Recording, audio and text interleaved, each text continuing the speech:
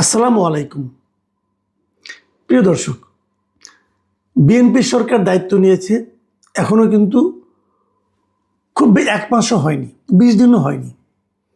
কিন্তু এরই মধ্যে নানা আলোচনা এবং এদের নানা কর্মকাণ্ড দেখে অনেকে বলতে শুরু করেছেন যে সকালটা কেমন যাচ্ছে সেটা দেখতে হবে। সকালের আমরা অনেক কিছু দেখেছি এ পর্যন্ত। কিছু কিছু আচরণ আমাদের ভালো লাগেনি, আমরা বলেছি, অনেকেই বলেছে। আবার কিছু কিছু আচরণ কারো ভালো লেগেছে, কারো ভালো লাগেনি। আবার কিছু আচরণ সবারই ভালো লেগেছে। আজকে আমি কয়েকটা পয়েন্ট নিয়ে কথা বলবো যে আসলে সরকার নমুনাটা আমরা কেমন দেখছি। আমি তারেক রহমানকে দেখে সত্যি কথা বলতে গিয়ে আমি স্বীকার করতে চাই এবং আমি স্বীকার করব যে তারেক রহমানের কর্মকাণ্ড কিন্তু আমার পছন্দ হচ্ছে। মানে উনি নিজে যা করছেন একটার সঙ্গে একটা তুলনা করে আমার মনে হচ্ছে যে না, বোধ করি দেশে একজন যোগ্য লোকের হাতে পড়েছে। কিন্তু তার টিম নিয়ে আমার একটু আনহ্যাপিনেস আছে। তার টিম যা করছে সেটা বুঝতে পারছি না। তারেক রহমানের আগের যে ঘটনাগুলো, কয়েকটা ঘটনা আমরা দেখেছি যে উনি সরকারি গাড়ি নিচ্ছেন না, তেল এবং ড্রাইভারের খরচ উনি বহন করছেন, এগুলো খুবই ইতিবাচক। আবার ওখানে দুঃখও ছিল আমার যে ওনার মতো এরকম একটা ইতিবাচক সিদ্ধান্ত উনি নিলেন, সেটা ওনার মন্ত্রিসভার খুব বেশি লোক কিন্তু এটা ফলো করলো না। এটা আমার জন্য একটু বেদনা দিয়েছে আর কি। যাই হোক, আমি একটু হতাশও হয়েছি এই কারণে যে উনি যা করতে চাচ্ছেন তাকে উনি করতে পারবেন কিনা বুঝতে পারছি না। উনি দুর্নীতির বিরুদ্ধে যেরকম একদম কঠোর একটা ব্যবস্থা নিয়েছিলেন যে দুর্নীতির গলা টিপে ধরবেন, এবং আমি নিজেও মনে করি এদেশের উন্নয়নের পথে যতগুলি বাধা আছে তার মধ্যে সবচেয়ে বড় বাধা হচ্ছে দুর্নীতি। কিন্তু সেই দুর্নীতির ব্যাপারে ওনার যারা মন্ত্রী আছেন তারা কি ওনার সঙ্গে ওনার যে মনোভাব সেই মনোভাবকে ফলো করতে পারছেন? এটা নিয়েও কিন্তু আমার একটু দ্বিধা আছে। আজকে দেখলাম টিআইবি মানে ট্রান্সপারেন্সি ইন্টারন্যাশনাল বাংলাদেশ, তারা একটা প্রেস কনফারেন্স করেছে এবং সেই প্রেস কনফারেন্সে তারা কিন্তু এই কথাটা উল্লেখ করেছে এবং তারা বলেছে যে সরকার যে দুর্নীতির বিরুদ্ধে কঠোর বার্তা দিতে চাচ্ছে তার সঙ্গে বাংলাদেশ ব্যাংকে তারা যে গভর্নর নিয়োগ করেছে সেটা সাংঘর্ষিক, সেটা সামঞ্জস্যপূর্ণ নয়। এবং তারা বলছে দুর্নীতির বিরুদ্ধে খালি মুখে বললেই হবে না, সেটা দলীয় পর্যায়ে কঠোর বার্তা দিতে হবে, না হলে এটা হবে না। এবং টিআইবির যিনি নির্বাহী পরিচালক ডক্টর ইফতেখারুজ্জামান, উনি কী বলেছেন আমি আপনাদের একটু পড়ে শোনাই। উনি বলেছেন, গণমাধ্যমে প্রকাশিত তথ্যে দেখা গেছে যে নবনিযুক্ত গভর্নরের ক্ষেত্রে জোরালো স্বার্থের সংঘাত বিদ্যমান। এমন নেতৃত্বের হাতে কেন্দ্রীয় ব্যাংক নিরাপদ নয় এবং এর ফলে নজরদারি সংস্থা হিসাবে বাংলাদেশ ব্যাংকের নিরপেক্ষ ভূমিকা পালনের সুযোগ বিঘ্নিত হবে। দেখেন, এই বাংলাদেশ ব্যাংকের গভর্নর নিয়ে কিন্তু শুরুতেই একদম প্রথম দিনেই কিন্তু আমি বলেছিলাম এটা ঠিক হচ্ছে না, এবং এটা যে ঠিক হচ্ছে কি হচ্ছে না এই ব্যাপারে সরকারের দিক থেকে কিন্তু আমরা কোনো ধরনের ব্যাখ্যা অথবা বিশ্লেষণ পাইনি। সরকারের ভাবখানা, বিশেষ করে অর্থ মন্ত্রণালয়ের যিনি দায়িত্বে আছেন মিস্টার আমির খুসরো মাহমুদ চৌধুরী, উনি যেভাবে এটার প্রতিক্রিয়া প্রকাশ করেছেন আমার তো হতাশ লেগেছে। মানে উনি যেন কাউকে পাত্তাই দিতে চাচ্ছেন না। উনি বলতে চাচ্ছেন আমাদের একটা প্ল্যান আছে, আমাদের প্ল্যান আমরা বাস্তবায়ন করব। কেন ভাইয়া, আপনার প্ল্যান কি? জনগণের প্ল্যানের বাইরে আপনার প্ল্যান থাকবে কেন? এরকম প্ল্যান তো আওয়ামী লীগের আমলে ছিল, লুটপাটের প্ল্যান। আপনি কি সেই প্ল্যান ধারাবাহিকতা চাচ্ছেন? আপনার বাড়ি চট্টগ্রাম, চট্টগ্রামেরই একজন তো বাংলাদেশে লুটপাটের ইতিহাসে একটা ইতিহাস রচনা করেছেন, মিস্টার এস আলম। যোগাযোগ হয়ে গেছে নাকি ভাই? এ ধরনের প্রশ্ন কিন্তু আমরা করবো। ভাই, আমার দেশটাকে কে নিয়ে যাচ্ছে? আপনার প্ল্যানটাকে, নতুন সরকারের প্ল্যান থাকবে, আপনাকে সেই প্ল্যান এক্সপ্লেন করতে হবে। আপনি যেই হন না কেন, আপনাকে বলতে হবে কেন আপনি এই একজন গার্মেন্ট ব্যবসায়ীকে বাংলাদেশ ব্যাংকের গভর্নর বানাচ্ছেন। আপনি ব্যাখ্যা করেন, আমরা ব্যাখ্যাটা শুনি। ব্যাখ্যা তো করতে পারতেছেন না, কারণ আপনার কাছে কোনো ব্যাখ্যা নাই। যে উদ্দেশ্যে আপনি করেছেন সেই উদ্দেশ্যটা আপনি ব্যাখ্যা করে কারো কাছে আপনি এটাকে জাস্টিফাই করতে পারছেন না। তো এটা তো হবে না। আপনি যেই হন, অর্থমন্ত্রী হন, যেই হন, আমরা তো আপনাকে প্রশ্নের মুখে। আজকে এই যে টিআইবির পক্ষ থেকে অফিসিয়ালি প্রেস কনফারেন্স করে বলা হলো যে যাকে আপনারা দিয়েছেন তাকে দেওয়ার মাধ্যমে সরকারের দুর্নীতির বিরুদ্ধে যে আপোষহীন মনোভাব তার সাপোর্ট এটা করে না। এই যে কথাটা বললো, শুনতে ভালো লাগছে। আমি যদি বিএনপির সমর্থক হই, ধরেন আমি বিএনপিকে ভোট দিয়েছি, ধরেন আমি বিএনপির সাফল্য চাই, তো টিআইবির এই বক্তব্য শুনতে কি আমার ভালো লাগবে? আমার তো ভালো লাগবে না, আপনার লাগতে পারে, কারণ আপনার অন্য কোনো ল্যাপটপ থাকতে পারে, কিন্তু আমার তো ভাই একজন নাগরিক হিসেবে ভালো লাগে নাই। আমরা তো 15 দিনের মাথায় এসে নিয়ে এই ধরনের বিতর্কিত কর্মকাণ্ড হোক, এটা তো ভাই আমরা চাইবো না। আমি বিএনপির যারা নাকি শীর্ষ নেতৃবৃন্দ আছেন তাদের কাছে বলবো, ভাই এমন কিছু প্লিজ করবেন না যে জিনিসটা আপনারা ব্যাখ্যা করতে পারবেন না। আর যদি এটা নিয়ে প্রশ্ন ওঠে, আপনাদের দায়িত্ব হবে সেটা আপনারা কেন করছেন সেই জিনিসটা জনগণের সামনে এক্সপ্লেইন করা। আপনারা ব্যাখ্যা করে প্রমাণ করেন যে আপনারা ভালো কাজ করেছেন। এই যে এত প্রশ্ন উঠছে, আপনারা কি মনে করছেন প্রশ্ন উত্তর দিবেন না আর আপনার হয়ে যাবে? ভাই এত স্বরাষ্ট্র আপনি পান নাই, ভোটে পাস করেছেন, 2/3 আসন পেয়েছেন, তার মানে এই না আপনাদের কোনো কথা নিয়ে আমরা প্রশ্ন করতে পারবো না। আপনাদের যে শীর্ষ নেতা তার দিকে খেয়াল করেন, দেখেন ওই ভদ্রলোক কি করতেছে, তাকানোর দিকে। নিজেরা তো একটা গাড়ির মায়া ছাড়তে পারেন নাই, বড় বড় কথা বলেন। ভাই এটা চলবে না। দেখেন আমি এই টিআইবির যিনি নির্বাহী পরিচালক আছেন ডক্টর ইফতেখারুজ্জামান, তার আরেকটা বক্তব্য আমি আপনাদেরকে আরেকটা কোট আপ করছি আপনাকে।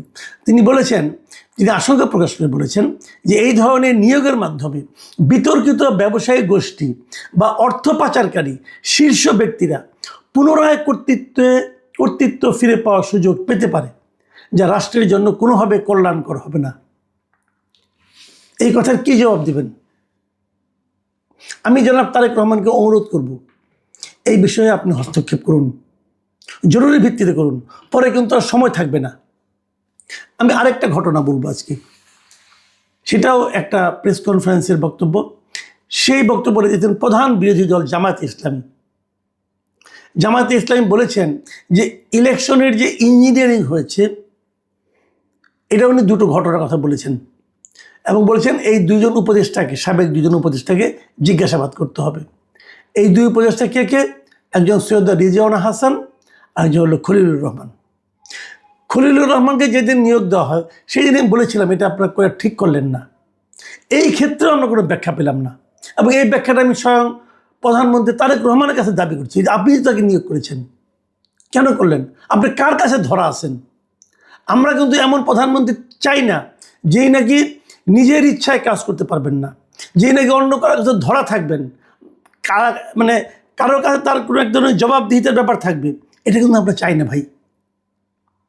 হোয়াই খলিলুর রহমান? এখন এটা কি হয়েছে, যে আশঙ্কাটা আমি তখন করেছিলাম সে আশঙ্কাটা আজকে জামাত উচ্চারণ করছে।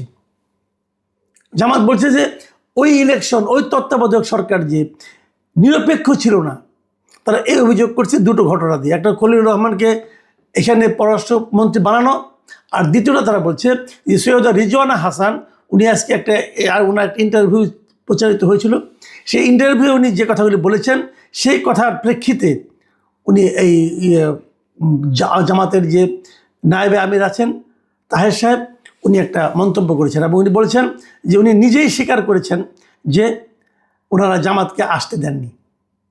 এবং উনি কি বলেছেন, সৈয়দ রিজওয়ানা হাসান, মানে তার ভাষায় আর কি উনি যেটা বলছেন আর কি, মানে রিজওয়ানা হাসান যে কথা বলছেন যে নারীদের উপযুক্ত অধিকারকে নিশ্চিত করতে পারেনি, তারা বিরোধী দলে থাকলেও আমরা কিন্তু তাদের মূল ধারায় বা প্রধান শক্তি হিসেবে আসতে দেইনি। তার মানে উনি আসতে দেননি। উনি বলতে চাচ্ছেন যে জামাতের কাছে নারীদের অধিকার নিয়ে প্রশ্ন আছে, এবং প্রশ্ন আছে বলেই ওনারা জামাতকে, যদিও জামাতের বিরোধী দলে আছে কিন্তু জামাতকে ওনারা মূল ধারায় মানে মূল শক্তি হিসেবে, প্রধান শক্তি হিসেবে আসতে দেননি। ভাই আপনারা দেওয়া না দেওয়ার কে? তার মানে আসতে দেওয়া না দেওয়ার ব্যাপারে ওনার একটা ভূমিকা ছিল ওনাদের মানে এই অন্তর্বর্তীকালীন সরকারের। এই ধরনের কথা যদি বলে তো ওনাদেরকে জিজ্ঞাসাবাদ করা উচিত। আসলে কি তাহলে ইঞ্জিনিয়ারিং হয়েছে? আসলে কি তাহলে মানে জামাতকে আসতে না দেওয়ার জন্য নানা ধরনের কর্মকাণ্ড হয়েছে, ফন্দি ফিকির হয়েছে? ভাই এটা তো কোনো কথা হলো না। আবার তাদের একজনকে আইনে আপনি যখন উপদেষ্টা বানালেন তখন তো অনেকে সন্দেহ করতেই পারে, তাহলে আপনারা জানতেন এই ষড়যন্ত্রের ব্যাপারটা, এই ইঞ্জিনিয়ারিংয়ের ব্যাপারটা আপনিও জানতেন, এবং তারই পুরস্কার স্বরূপ ওনাকে নিয়ে আসছেন। জামাত তখন এটাও বলছে যে লন্ডনে আপনাদের সঙ্গে এই আন্ডারস্ট্যান্ডিং হয়েছিল।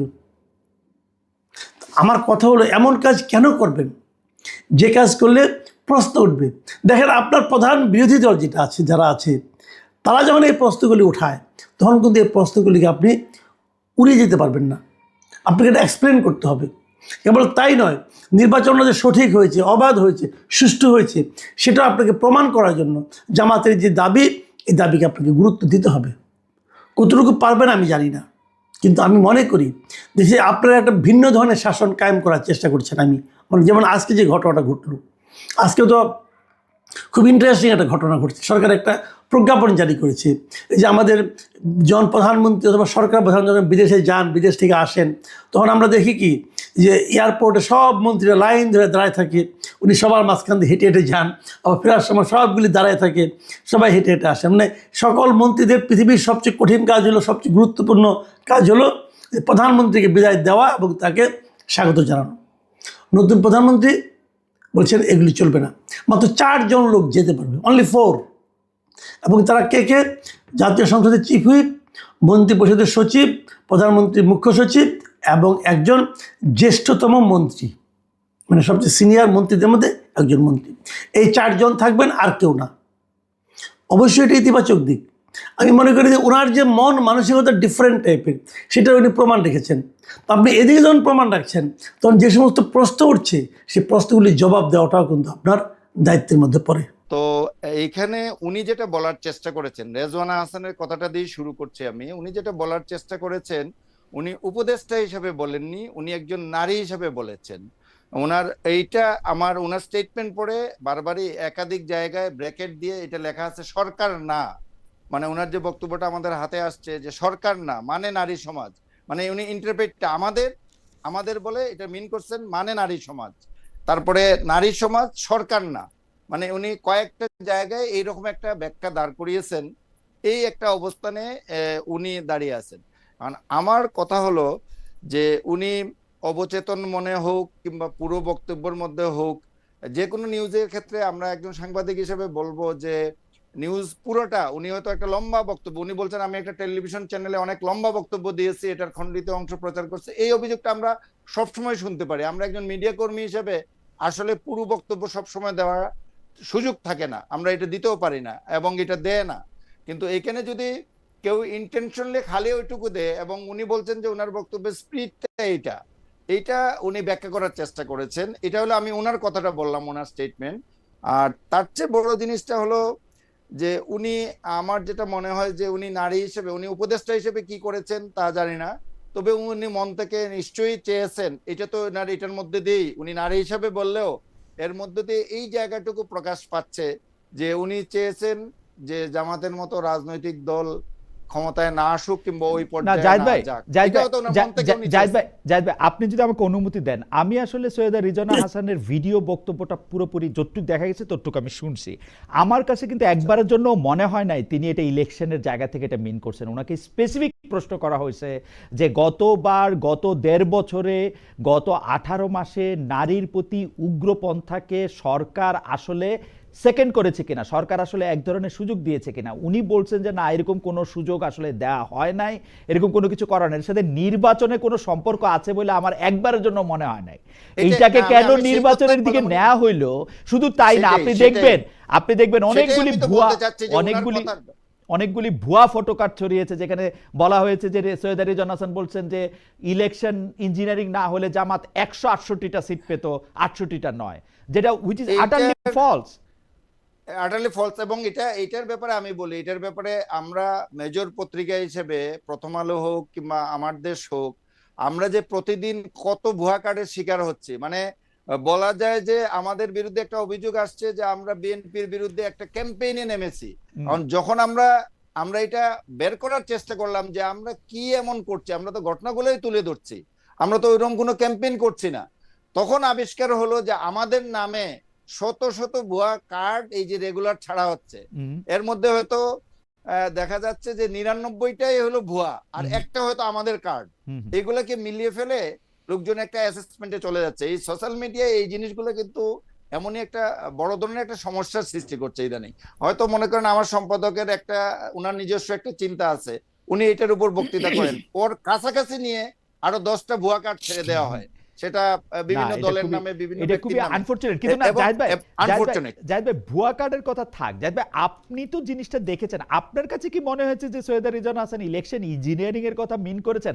মানে আমি না, আসলে দুই হাত আমার আমার মানে দুই না না আমার কাছে এটা মনে হয় নাই, কিন্তু আমি যেটা বললাম আপনাকে জি যে উনি উনি নারী হিসেবে উনার যে অবস্থান আর জামাতের ব্যাপারে যে ধারণা নারীদের নিয়ে, ওনারা নির্বাচনী বক্তৃতায় কিংবা বিভিন্ন জায়গায় যাই বলুন না কেন, মানুষের তো একটা ধারণা আছে যে নারীর ব্যাপারে তাদের অবস্থানটা কি, এরকম একটা পারসেপশন, বিশেষ করে রেজওয়ানা হাসান এবং ওনার সাথে উনি যে সমস্ত নারীবাদী সংগঠনের সাথে চলাফেরা উঠা বসা যাদের সাথে আছে, তো তারা যে দৃষ্টিতে জামাতকে দেখেন, ওই অবস্থান থেকে আমার কাছে মনে হয়েছে রেজওয়ানা হাসানের এই ধরনের একটা চিন্তাধারা আছে, যে ন্যাচারালি এটা। কিন্তু উনি যে কথাগুলো বলেছেন আসলে এক্সট্রিমিস্ট নিয়ে কথা বলেছেন, এবং এক্সট্রিমিস্ট ইস্যুটা নিয়ে দেখেন, এটা নিয়ে আরো আগেও ডিবেট হয়েছে। আমরা তত্ত্বাবধায়ক সরকারের সময়ই এটা নিয়ে কথা উঠছে, যারা এক্সট্রিমিজমের দিকে যাতে না যায়, ধর্মীয় বিষয়গুলো যাতে ওই দিকে না যায়, সরকারকে বারবার বিভিন্ন মহল থেকে সতর্ক করা হয়েছে। ইভেন আমাদের পত্রিকায় এটা নিয়ে লিড স্টোরি, জি সাইন আর্টিকেল হয়েছে, মানে এই এক্সট্রিমিজমের বিরুদ্ধে যে ধর্মীয় উগ্রবাদের দিকে যাতে না যায়, একবারে আমার সম্পাদক এটার উপরে একটা সাইন আর্টিকেল না, জাহিদ ভাই, এখানে সো আমি এটাই বলতে চাচ্ছি। জাহিদ ভাই, এখানে দেখেন ইন্টারেস্টিং, সৈয়দ আব্দুল্লাহ মোহাম্মদ তাহেরও কিন্তু বলতেছেন যে যারা তার ভাষায় নারীদের উপযুক্ত অধিকারকে নিশ্চিত করতে পারেনি তাদেরকে যদি এইটা উনি মিনও করে থাকেন, এখন জামায়াতে ইসলামী কি স্বীকার করে নিল যে তারা নারীদের উপযুক্ত অধিকারকে নিশ্চিত করতে পারে নাই? এটা তো মামুনুল হক সাহেবও হইতে পারে, এটা তো চরমনাই পীর সাহেবও হইতে পারে, এটা তো আরো এক্সট্রিমিস্ট গ্রুপরা হইতে পারে। জামায়াতের নিজের উপর টেনে নিল কেন? যারা পলিটিক্সে নেই তারাও হইতে পারে। জামায়াতের নিজের উপর টাইনা নিল কেন? মানে আমি এটা বুঝতে পারলাম না। কিন্তু জামায়াত এই বক্তব্যটা নিজের উপরে কেন টাইনা নিল? মানে এটা তো এখানে দেখেন, একটা জিনিস আমি বলি, আমি ব্যক্তিগতভাবে যে জিনিসটা মনে করি, এটা অন্যরা অখুশি হতে পারেন, কিংবা একজন সাংবাদিক হিসেবে আমি যেটা মনে করি, যে গত নির্বাচন যেটা হয়েছে, আমি তো মনে করি যে 91-এর নির্বাচনের বেটা তত্ত্বাবধায়ক সরকার শাহাবুদ্দিন, আমাদের বিচারপতি শাহাবুদ্দিনের যে নির্বাচন, এটাকেও ছাড়িয়ে গেছে, মানে ফেয়ারনেসের দিক থেকে, এবং সবাই তার ফ্র্যাঞ্চাইজ করতে পারছে, তার ভোটাধিকারটা প্রয়োগ করতে পারছে। ইভেন জামাতের আপনি বক্তব্য, কিংবা যারা পরাজিত হয়েছে তাদের বক্তব্যটাও আপনি শুরুর দিকে শুনেন কিরকম ছিল। দুই একটা সংগঠন এটা নিয়ে প্রশ্ন তোলার চেষ্টা করেছে, একবারে ভুইফুর সংগঠন, আমি নামটাই সেরকম বলবো। এবং ইভেন আমি একটা টিআইবির কথাও বলতে পারি, তারাও এরকম একটা প্রশ্ন শেষ দিকে এসে তোলার চেষ্টা করেছে, যে 70টা আসনে 70টা আসনের ব্যাপারে আমরা পেয়েছি, তার মধ্যে 21টাতে এক বা একাধিক জাল ভোট পড়েছে। তো একটা জাল ভোট পড়লে আর ওই জাল ভোটটাকে যদি ধরে ফেলে, তাইলে কি এটা জাল ভোটের কোনো কাউন্টিং এ আসবে? এইরকম একটা নির্বাচনকে নিয়ে আমার কোয়েশ্চনটা হলো, এইরকম একটা নির্বাচনকে নিয়ে এখন আবার নতুন করে প্রশ্ন তোলার আমার কাছে কোনো যৌক্তিকতা নেই। আপনি বলতে পারেন, এরপরে তারা যখন এই ডিবেটটা আসছে, তখন জামাতের পক্ষ থেকে এই কথাও বলা হয়েছে যে কাউন্টিং এ আমরা নির্বাচন নিয়ে কোনো কথা বলছি না, কাউন্টিং নিয়ে কথা বলছি। তো কাউন্টিং নিয়ে কথা বললে এটার আবার রিপ্লাই আমরা দু একজনের কাছ থেকে শুনেছি, তাইলে আবার গনে নেন, গনতে অসুবিধা নেই। এবং এখন আমরা জানি যে এটা কোর্টেও আছে, কয়েকটা 4টা সেন্টারের বিষয়গুলা কোর্ট বলে দিছে যে সবগুলো এখানে জমা দেন, আবার আমরা এটা দেখবো যাচাই বাছাই করে। আমার কথা হলো, নির্দিষ্ট প্রক্রিয়া আছে, যদি ওই প্রক্রিয়াকে কেউ আপত্তি তুলে থাকে তাইলে এটা নিয়ে কোয়েশ্চন করবেন। কিন্তু ঢালাওভাবে নির্বাচনকে প্রশ্নবদ্ধ করা, কিংবা এটাকে করা উপদেষ্টাদের ইলেকশন ইঞ্জিনিয়ারিং করে তারা এখানে নিয়ে আসছেন, এই কথাগুলো পড়া আমার কাছে গ্রহণযোগ্য, আমার কাছে গ্রহণযোগ্য পর্যায়ে মনে হয় না এই অভিযোগগুলো। আমার কাছে মনে হয় যে জাহিদ চৌধুরী ভাই খুবই চমৎকারভাবে বিষয়টি একদম সাম আপ করছেন। কিন্তু আমি মাসুদ কামাল ভাইকে এই প্রশ্ন করতেই চাই, সৈয়দা রিজওয়ানা হাসানের প্রসঙ্গটি নিয়ে আপনি একটু কথা বলবেন, কিন্তু আমাদের মনে কখন এই ইঞ্জিনিয়ারিং বলেন, ডাক্তারি বলেন, কবিরাজি বলেন, এটা নিয়ে সন্দেহ তৈরি হয় যখন আমরা দেখি খলিলুর রহমান সাহেবের অ্যাপয়েন্টমেন্টটা দিয়া, আমরা দেখি যে ইঞ্জিনিয়ারিং এর জায়গা থেকে আমরা যখন দেখি প্রেসিডেন্টের সাথে বর্তমান প্রধানমন্ত্রীর এক্সট্রা খাতির দিয়া, যেটা দরকার নাই আসলে, এই জায়গাগুলি দিয়ে আমাদের কাছে মনে হয় যে কিছু ইঞ্জিনিয়ারিং, কিছু ডাক্তারি, কিছু কবিরাজি হইতেও পারে। এবং সেই ইঞ্জিনিয়ারিং, কবিরাজি, ডাক্তারি, তবে আমি আপনার কাছেই শুনতে চাই, আমার কাছে মনে হয় যদি ইঞ্জিনিয়ারিং, কবিরাজি হয়ে থাকে, এটা সব পক্ষের সম্মিলিত অবস্থানে এটা হয়েছে আর কি। আপনার মন্তব্য শুনতে চাই মাসুদ কামাল ভাই। দেখেন, আমি ইঞ্জিনিয়ারিং হয়েছে কিনা আমি ওই ব্যাপারটা নিশ্চিত না হয়ে বলতে পারি না। তবে আমি একটা কথা বলতেই পারি, সেটা হলো যে যে অন্তর্বর্তীকালীন সরকারের প্রতি পক্ষপাত দুষ্ট ছিলেন, সেটা হয়তো আপনি আলাদা আলাদা করে গবেষণা করলে বেরও করা যাবে। যেমন ডক্টর ইউনূস, উনি এনসিপির প্রতি পক্ষপাত দুষ্ট ছিলেন, এটা আমি মনে করি। এবং ওনার এই পক্ষপাতিত্বের কারণেই এনসিপির বিভিন্ন আসনে তারা এত ভোট পেয়েছে। আমি মনে করি তাদের এত ভোট পাওয়ার কথা ছিল না। এটা ডক্টর ইউনূসের একদম প্রকাশ্য নির্লজ্জ ভূমিকার কারণে উনি পেয়েছেন, এটা হলো আমার ধারণা। এবং আপনি রিজওয়ানা হাসানের বক্তব্যটা আমিও দেখেছি, কিন্তু আপনি ওখানে একটা কথা দেখেন, আমি ওটাকে আবার আপনাকে আপনি যে কথা বলেন একটু পড়ে শুনে আপনাকে। উনি বলেছেন, সমাজে একটি শক্তি সব সময় নারীর সমান অধিকার ও ক্ষমতায়নের বিরুদ্ধে অবস্থান নেয়। সেই শক্তির একটি অংশ রাজনীতিতেও সক্রিয় থাকতে পারে, তবে আমাদের কাজ ছিল যাতে তারা মূল ধারায় আসতে না পারে, আমরা সেই কাজটা করতে পেরেছি। আপনি এক্ষেত্রে ওই মাজার বিরোধী শক্তির কথা বলতে পারেন, অমুক বলতে পারেন, তমুক বলতে পারেন, সব বলতে পারেন, কিন্তু যখন আপনি দেখবেন যে তাদের সেই শক্তির একটা অংশ রাজনীতিতেও সক্রিয় থাকতে পারে, তারপরে তারা যাতে নাকি মূল ধারায় আসতে না পারে সেই জন্য আমরা চেষ্টা করছি। এই জন্য যখন উনি এই কথাটা বলেন, তখন আপনি যেভাবে সন্দেহ করলেন, তাহলে কি তাহের সাহেব মেনে নিচ্ছেন যে ওনারা মানে ওরকম একটা শক্তি? এটা একটা প্রশ্ন হতেই পারে, কিন্তু তাহের সাহেব কি মনে করলেন কি করলেন না সেটা কিন্তু ইম্পর্টেন্ট না। ইম্পর্টেন্ট হলো রিজওয়ানা হাসান কি মনে করলেন। উনি তো উনার মনে করার কথাটা বলেছেন, এবং যদি সেটাও হয়, আমি ধরে নিচ্ছি জামাতের কথা বলেনি, আমি ধরে নিচ্ছি অন্য কোনো শক্তির কথা বলেছে, আমি ধরে নিচ্ছি মামুনুল হকের কথা বলেছে, অথবা আমি ধরে নিচ্ছি বিএনপির সঙ্গে যে ইসলামী দল ছিল তাদের কথা বলা হচ্ছে, যার কথাই আপনি বলেন, অথবা ইসলামী আন্দোলনের কথাও বলেন, যার কথাই বলেন, সেই জিনিসটা তাদেরকে আসতে না দেওয়ার যে কাজটা ওনারা করতে পেরেছেন, এটা কি একটা নিরপেক্ষ সরকারের কাজ? আমার কথা হলো এটাই। কামাল ভাই, এটা তো ওনাদের কাজ নয়। কামাল ভাই, আমি একটা প্রশ্ন করতে পারি? আমি একটু না না, জাহিদ ভাই আপনি বলেন, বলবেন, বলেন। জাহিদ ভাই আপনি বলবেন পরে। আমি একটু কামাল ভাইকে একটু প্রশ্ন করতে চাই। প্রথমে আপনি বলতেছেন যে অন্তর্বর্তীকালীন সরকার নিরপেক্ষ ছিল না, কারণ ইউনূস সরকার বা ডক্টর মোহাম্মদ ইউনূস পুরোপুরি এনসিপির পক্ষে ছিল। কিন্তু ডক্টর মোহাম্মদ ইউনূস সাহেব এনসিপির পক্ষে ছিল, এর জন্য এনসিপি ভোট বেশি পেয়েছে, এর কোনো প্রমাণ বা লক্ষণ আমরা দেখি না। বরং এনসিপি জামায়াতের সাথে যুক্ত হয়েছে বলে ভোট বেশি পেয়েছে বলে আমার ধারণা। এবং সৈয়দা রিজওয়ানা হাসান যাদেরকে ইঙ্গিত করেছেন, সেই পুরো ইঙ্গিত আসলে 18 মাসের মধ্যে আপনি যদি দেখেন, তারা মেয়েদের ফুটবল খেলা বন্ধ করতে চেয়েছিল, মেয়েদের ফুটবল খেলা 52টা জেলায় হয়েছে। আপনি যদি দেখেন যে বিভিন্ন জায়গার মধ্যে থেকে যারা মেয়েদেরকে নিয়ে নানা রকম কটূক্তি করছে, অন্য কিছু করছে, এই সরকার তাদেরকে শাস্তি দিতে চেষ্টা করেছে। বা সৈয়দা রেজওয়ানা হাসানও বিভিন্ন ভাবে করেছে নাকি? করছে তো, করেছে নাকি? তাই নাকি? করছে তো, কোথায় করেছে ভাই? যা যা মেয়েদের সরকারের তো বিভিন্ন রকম উদ্যোগ ছিল আপনি প্রকাশ্যে। আমাকে বলেন, ওই যে শক্তির কথা বলা হচ্ছে, সেই শক্তিটা এই পুরো 18 মাস পুরো দেশে দাপিয়ে বেরিয়েছে। কার শাস্তি? ঢাকা ইউনিভার্সিটিতে একটা মেয়ের ওড়না কতটুকু ছিল এটা নিয়ে যে লোকটা বলেছে, তাকে তো ফুলের মালা দেওয়া হয়েছে। না, ফুলের মালা তো সরকার দেয় নাই। আপনি কোথায় দেখলেন? ভাই, ফুলের মালা তো সরকার কোথায় দেখলেন তাদেরকে শাস্তি দেওয়া হয়েছে? সরকার দেয় নাই তো। সরকার দিতে দিয়েছে, সরকার দিতে দিয়েছে। সরকার তো নিজে, যে ইউনূস সাহেব তো নিজে যে ফুলের মালা পরাবেন না, যখন ফুলের মালা পরানো হয় তখন ইউনূস সাহেব তো ওনাদেরকে আপনি ধরে নাই, কিন্তু আপনি ওই লাইনে আসেন। কিন্তু কামাল ভাই, ওরা তো 52টা জায়গায় মেয়েদেরকে ফুটবল খেলার ব্যবস্থা করে দিয়েছে, একসাথে 52টা জায়গায় হয়েছে, 52 বা 53 বা 50টার বেশি জায়গায় এখন এইটা করছে। তারপর আপনি আরো অনেকগুলি জিনিস দেখেন যে এই সরকারের জন্য কিন্তু এগুলি হইতে পারে না। বরং আপনি যদি দেখেন, আপনি যাকে ইউনূস ব্যাকড পার্টি বলতেছেন এনসিপি, সেই এনসিপি কিন্তু তাদের 6 জন বড় নারী নেতাকে বাদ দিয়ে জামায়াতে চলে গেছে, এবং সেইটার ফল তারা ভোগ করছে। তারা চেষ্টা করছে, মানে রিজওয়ানা আপারা চেষ্টা করছে যে, আমার কাছে যেটা মনে হয়, আমার ইন্টারপ্রিটেশন হচ্ছে, উপদেষ্টারা চেষ্টা করছে এনসিপি যাতে একটা মিডল রাইট দল হয়, কিন্তু সেটা তো তারা হয় নাই। আসলে তারা একটা ফার রাইট দল হয় নাই। তাদের আমার কথা হলো কি, এইটা তো সরকারের চেষ্টা করার বিষয় না রে ভাই। সেটা ঠিক, এটা তো সরকারের চেষ্টা করার বিষয় না।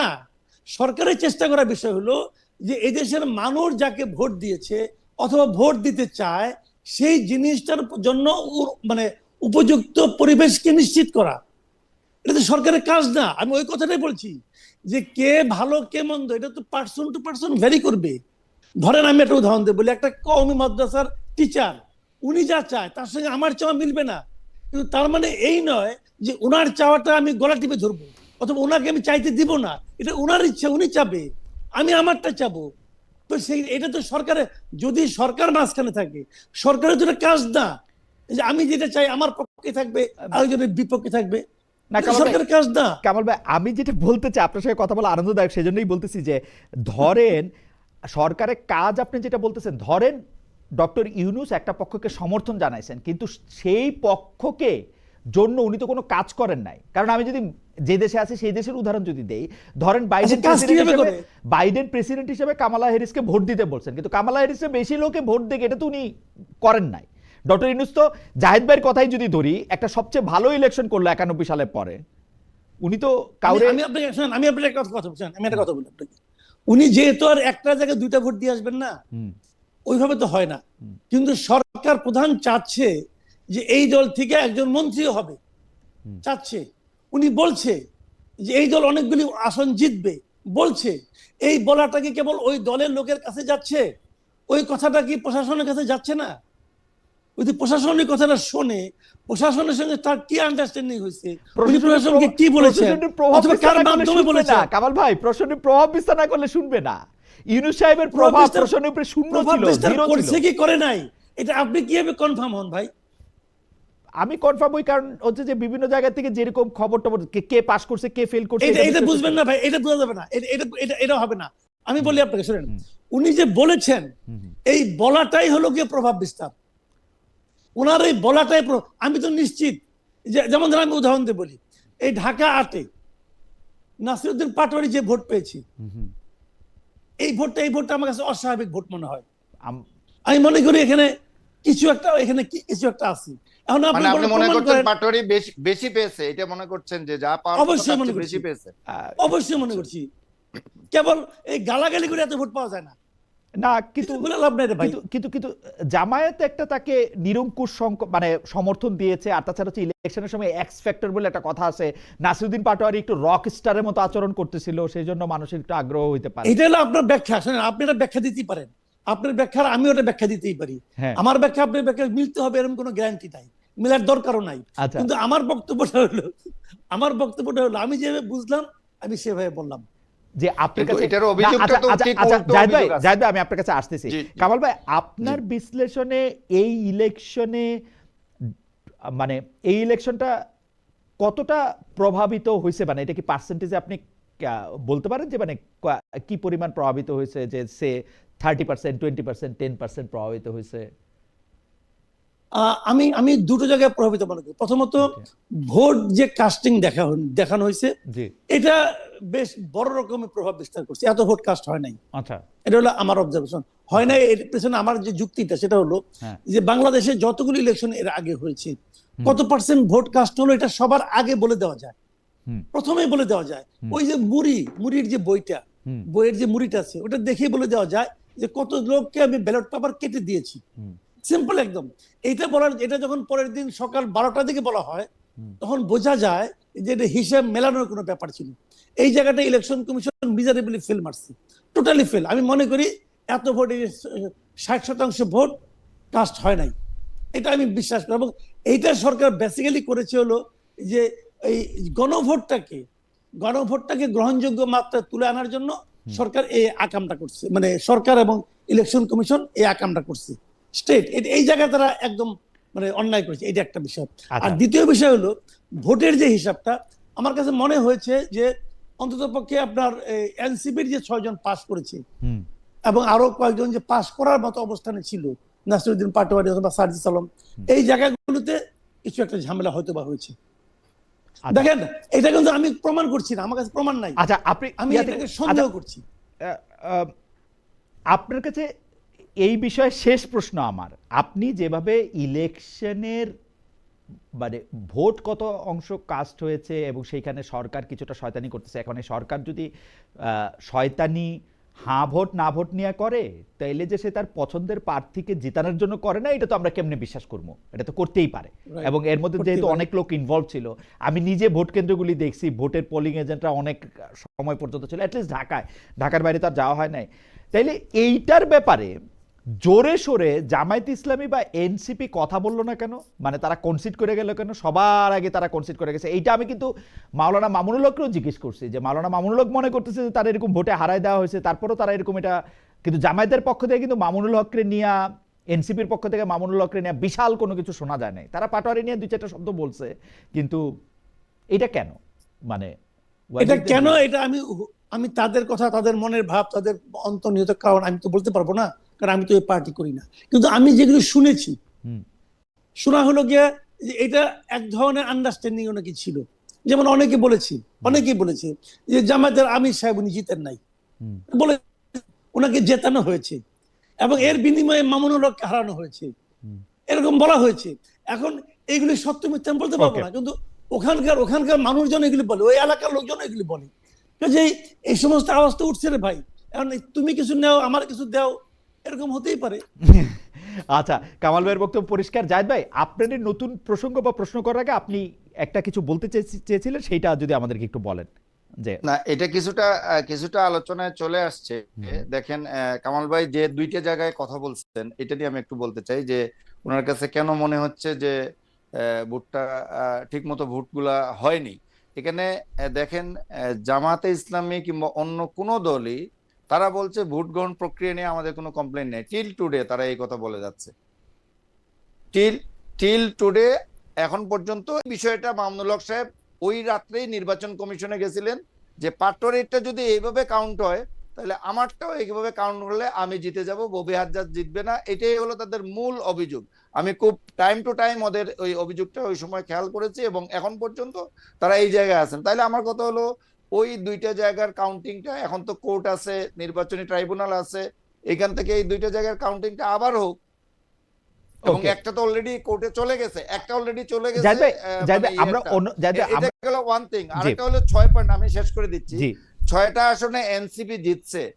আপনি দেখেন যে এনসিপি, এখানে 2টা বিষয়। ইউনূস সাহেব উনি বলছেন যে ছাত্ররাই আমাকে ক্ষমতায় বসিয়েছে, এই কথাটা কিন্তু উনি প্রথম দিনও বলছেন, বিভিন্ন বক্তৃতায় বলছেন। তো ন্যাচারালি তাদের প্রতি উনার একটা সফট কর্নার ছিল।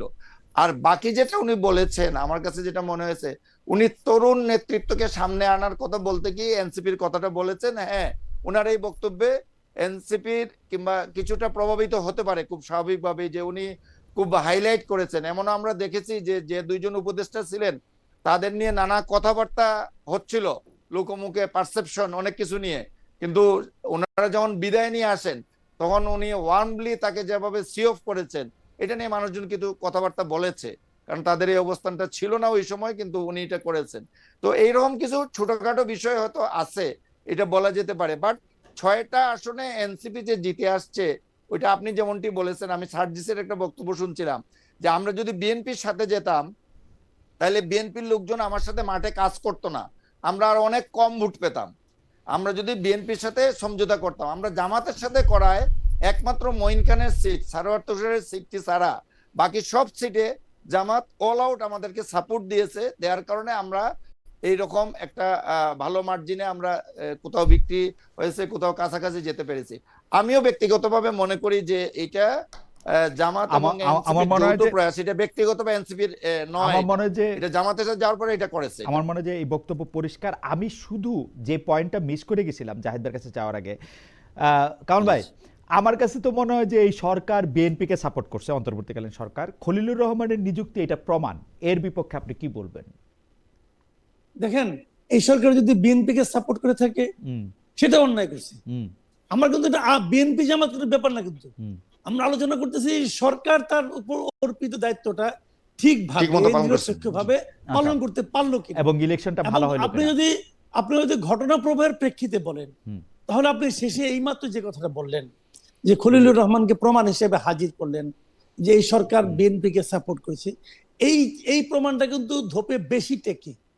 এবং আমি মনে করি এটা খুবই একটা লজিক্যাল পয়েন্ট আপনি বলেছেন যে খলিলুর রহমানকে পররাষ্ট্রমন্ত্রী বানানোর কোন লজিক আমি বিএনপির জন্য পাই, দূরবর্তী লজিকও পাই না, দূরবর্তী লজিকও আসলে পাওয়া যায় না। আমি আপনাকে বলি জিনিসটা, এইটা করার সঙ্গে সঙ্গে বিএনপির ব্যাপারে কিন্তু এই প্রশ্নটা উঠবেই যে হোয়াই খলিলুর রহমান। আর 2 নম্বর কথা হলো এইটার সঙ্গে এটাও প্রমাণিত হবে যে ওই সরকার যে নিরপেক্ষ ছিল না সেটা প্রমাণিত হবে। আরেকটা কথা আমি বলি, খলিলুর রহমান যখন ওই সরকারের সঙ্গে ছিলেন, উনার আন্ডারে কোন কোন ডিপার্টমেন্ট ছিলেন? তাহলে কি আমি বলবো সন্দেহ করতে যে ওই ডিপার্টমেন্টগুলো বিএনপিকে ক্ষমতায় আনার জন্য ব্যবহৃত হয়েছে, অথবা খলিলুর রহমান ওটা খুব কার্যকরভাবে ব্যবহার করতে পেরেছেন? আমি কামাল ভাই আপনি একটু থামাই, একটা সেকেন্ড থামাই, কারণ জাহেদ ভাইয়ের সাথে বিএনপির সম্পর্ক বহুদিন ধরে একটু বেশি ঘনিষ্ঠ আমার আপনার থেকে। জাহেদ ভাইয়ের কাছে একটু জানতে চাই যে জাহেদ ভাই, এইটা কি আমরা সবাই বুঝতেছি, এইটা বিএনপি বুঝলো না, এটা কেমনে সম্ভব? মানে খলিলুর রহমানকে নিলে যে প্রশ্ন হবে, এটা আমি আপনাকে বলি, এখানে দুইটা বিষয়। একটা হলো যে এই প্রশ্নটা উঠতে পারে, এটা নিশ্চয়ই বিএনপি এটা বুঝেছে, কিংবা বিএনপি এটা না বোঝার কথা না।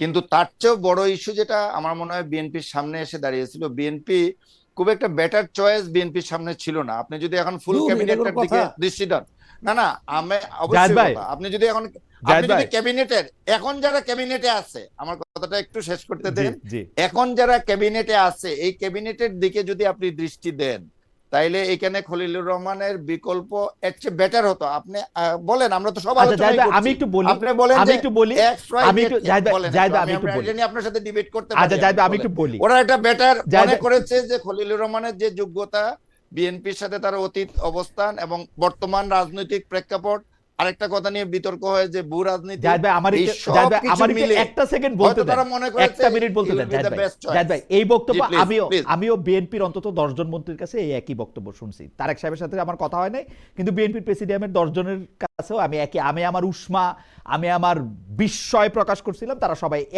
একদম একই কথা বলছে। কিন্তু আমি আপনারে খুবই মানে বিনয়ের সাথে আমাদের সাবেক পররাষ্ট্রমন্ত্রীর দিকে তাকাইতে বলি। সর্বশেষ পররাষ্ট্রমন্ত্রী ছিলেন হচ্ছে তৌহিদ হোসেন, একজন রিটায়ার্ড সেক্রেটারি। এরকম রিটায়ার্ড সেক্রেটারি বাংলাদেশে আরো 10 জন আছে।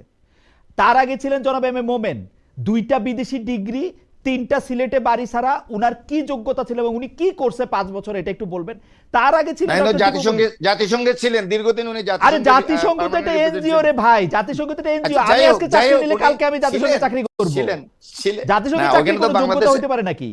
বাংলাদেশের স্থায়ী প্রতিনিধি ছিলেন। বাংলাদেশের স্থায়ী প্রতিনিধি তো সরকার যারে দিবে সে থাকবে। বাংলাদেশের প্রত্যেকটা লোক, আজকে যদি জাহেদ চৌধুরী, মাসুদ কামাল, খালেদ মহিউদ্দিন যে কোনো লোককে দেয় সেই থাকবে এখানে। এটা তো কোনো যোগ্যতা না রে ভাই। আমি আপনার বলি, তার আগে ছিলেন ডাক্তার দীপুমণি, একজন এমবিবিএস ডাক্তার, তার বাবা আওয়ামী লীগের বিরাট নেতা ছিলেন। তার আগে যারা ছিলেন সিলেটে বাড়ি, হুমায়ুন রশিদ চৌধুরী, অমুক তমুক, আরো 10টা নাম আমি কইতে পারি। ঘটনা হইলো যোগ্যতা আবার কি? চেয়ারে বসলে আবার যোগ্যতা কি? কার যোগ্যতা কত? পররাষ্ট্রমন্ত্রী কি যোগ্যতা লাগে না? এখনকার বাস্তবতায় আপনি কিন্তু, আমি যদি এটাকে একটু বলতে চাই, দেখেন আওয়ামী লীগের সময়ে বিষয়টা ভিন্ন রকম ছিল। আওয়ামী লীগের সময় পুরো জিনিসটা অন্যরা নিয়ন্ত্রণ করছে, এবং এইটা ওই চেয়ারে একজনকে বসাই রাখতে হয়, ওই একজন চেয়ারে বসাই ছিল, অনেকটা ওই রকম, তাকে দিয়ে পারপাস সার্ভ করিয়েছে। এটা গেল ওয়ান থিং। আপনি যদি হুমায়ুন রশিদ চৌধুরীর কথা বলেন, তার একটা বিশাল ক্যালিবার ছিল, তার বিশাল একটা ব্যাকগ্রাউন্ড আছে বিভিন্ন ভাবে। তা তো ক্যারিয়ার ডিপ্লোমেট এবং শুরু থেকেই বিভিন্ন জায়গায় দায়িত্ব পালন করেছে, এবং পড়াশোনা একাডেমিক যাই বলেন না কেন। এখনকার প্রেক্ষাপটটা কিন্তু খুবই, আপনি ওইভাবে দেখেন, খুব ফেয়ারলি যদি দেখেন, এখনকার ক্যাবিনেটে আপনি বলছেন হ্যাঁ বাইরে থেকে অবশ্যই নিয়ে আসা যেত। বিএনপির প্রতি সিম্পেথাইজ, বিএনপি গভর্নর, বিএনপি মাইন্ডেড, আমি বিশ্বাস করি আরো বহু যোগ্য লোক বাইরে অনেকে আছেন, কিন্তু ক্যাবিনেটে এই মুহূর্তে যারা আছেন তাদের মধ্যে পররাষ্ট্র মন্ত্রণালয়ের দায়িত্ব নেওয়ার জন্য আমার কাছে মনে হয়েছে যে ডক্টর খলিল ফিটেস্ট পারসন। ওকে, আচ্ছা, এটা ওয়ান থিং। Thank you. আচ্ছা জাহিদ ভাই বলা বলছে, আমি একটু কামাল ভাইয়ের কাছে শুনতে চাই। কামাল ভাই, আমার আর্গুমেন্ট হচ্ছে চেয়ারে বসাইলেই হয় এমন কোনো ভালো কাজ ডক্টর খলিল রহমান করে নাই। 10 তারিখ ক্ষমতা ছেড়ে দিব, 9 তারিখ গিয়ে চুক্তি স্বাক্ষর করে আসছে, এবং এই চুক্তি পুরোটাই বাংলাদেশের বিপক্ষে যাবে। আমি 100-100-র মধ্যে 300 আমি এটা দেখাতে পারি। এই চুক্তি কোনো পড়ালেখা জানা লোক করতে পারে না, শুধু পড়ালেখা জানা লোক করতে পারে না।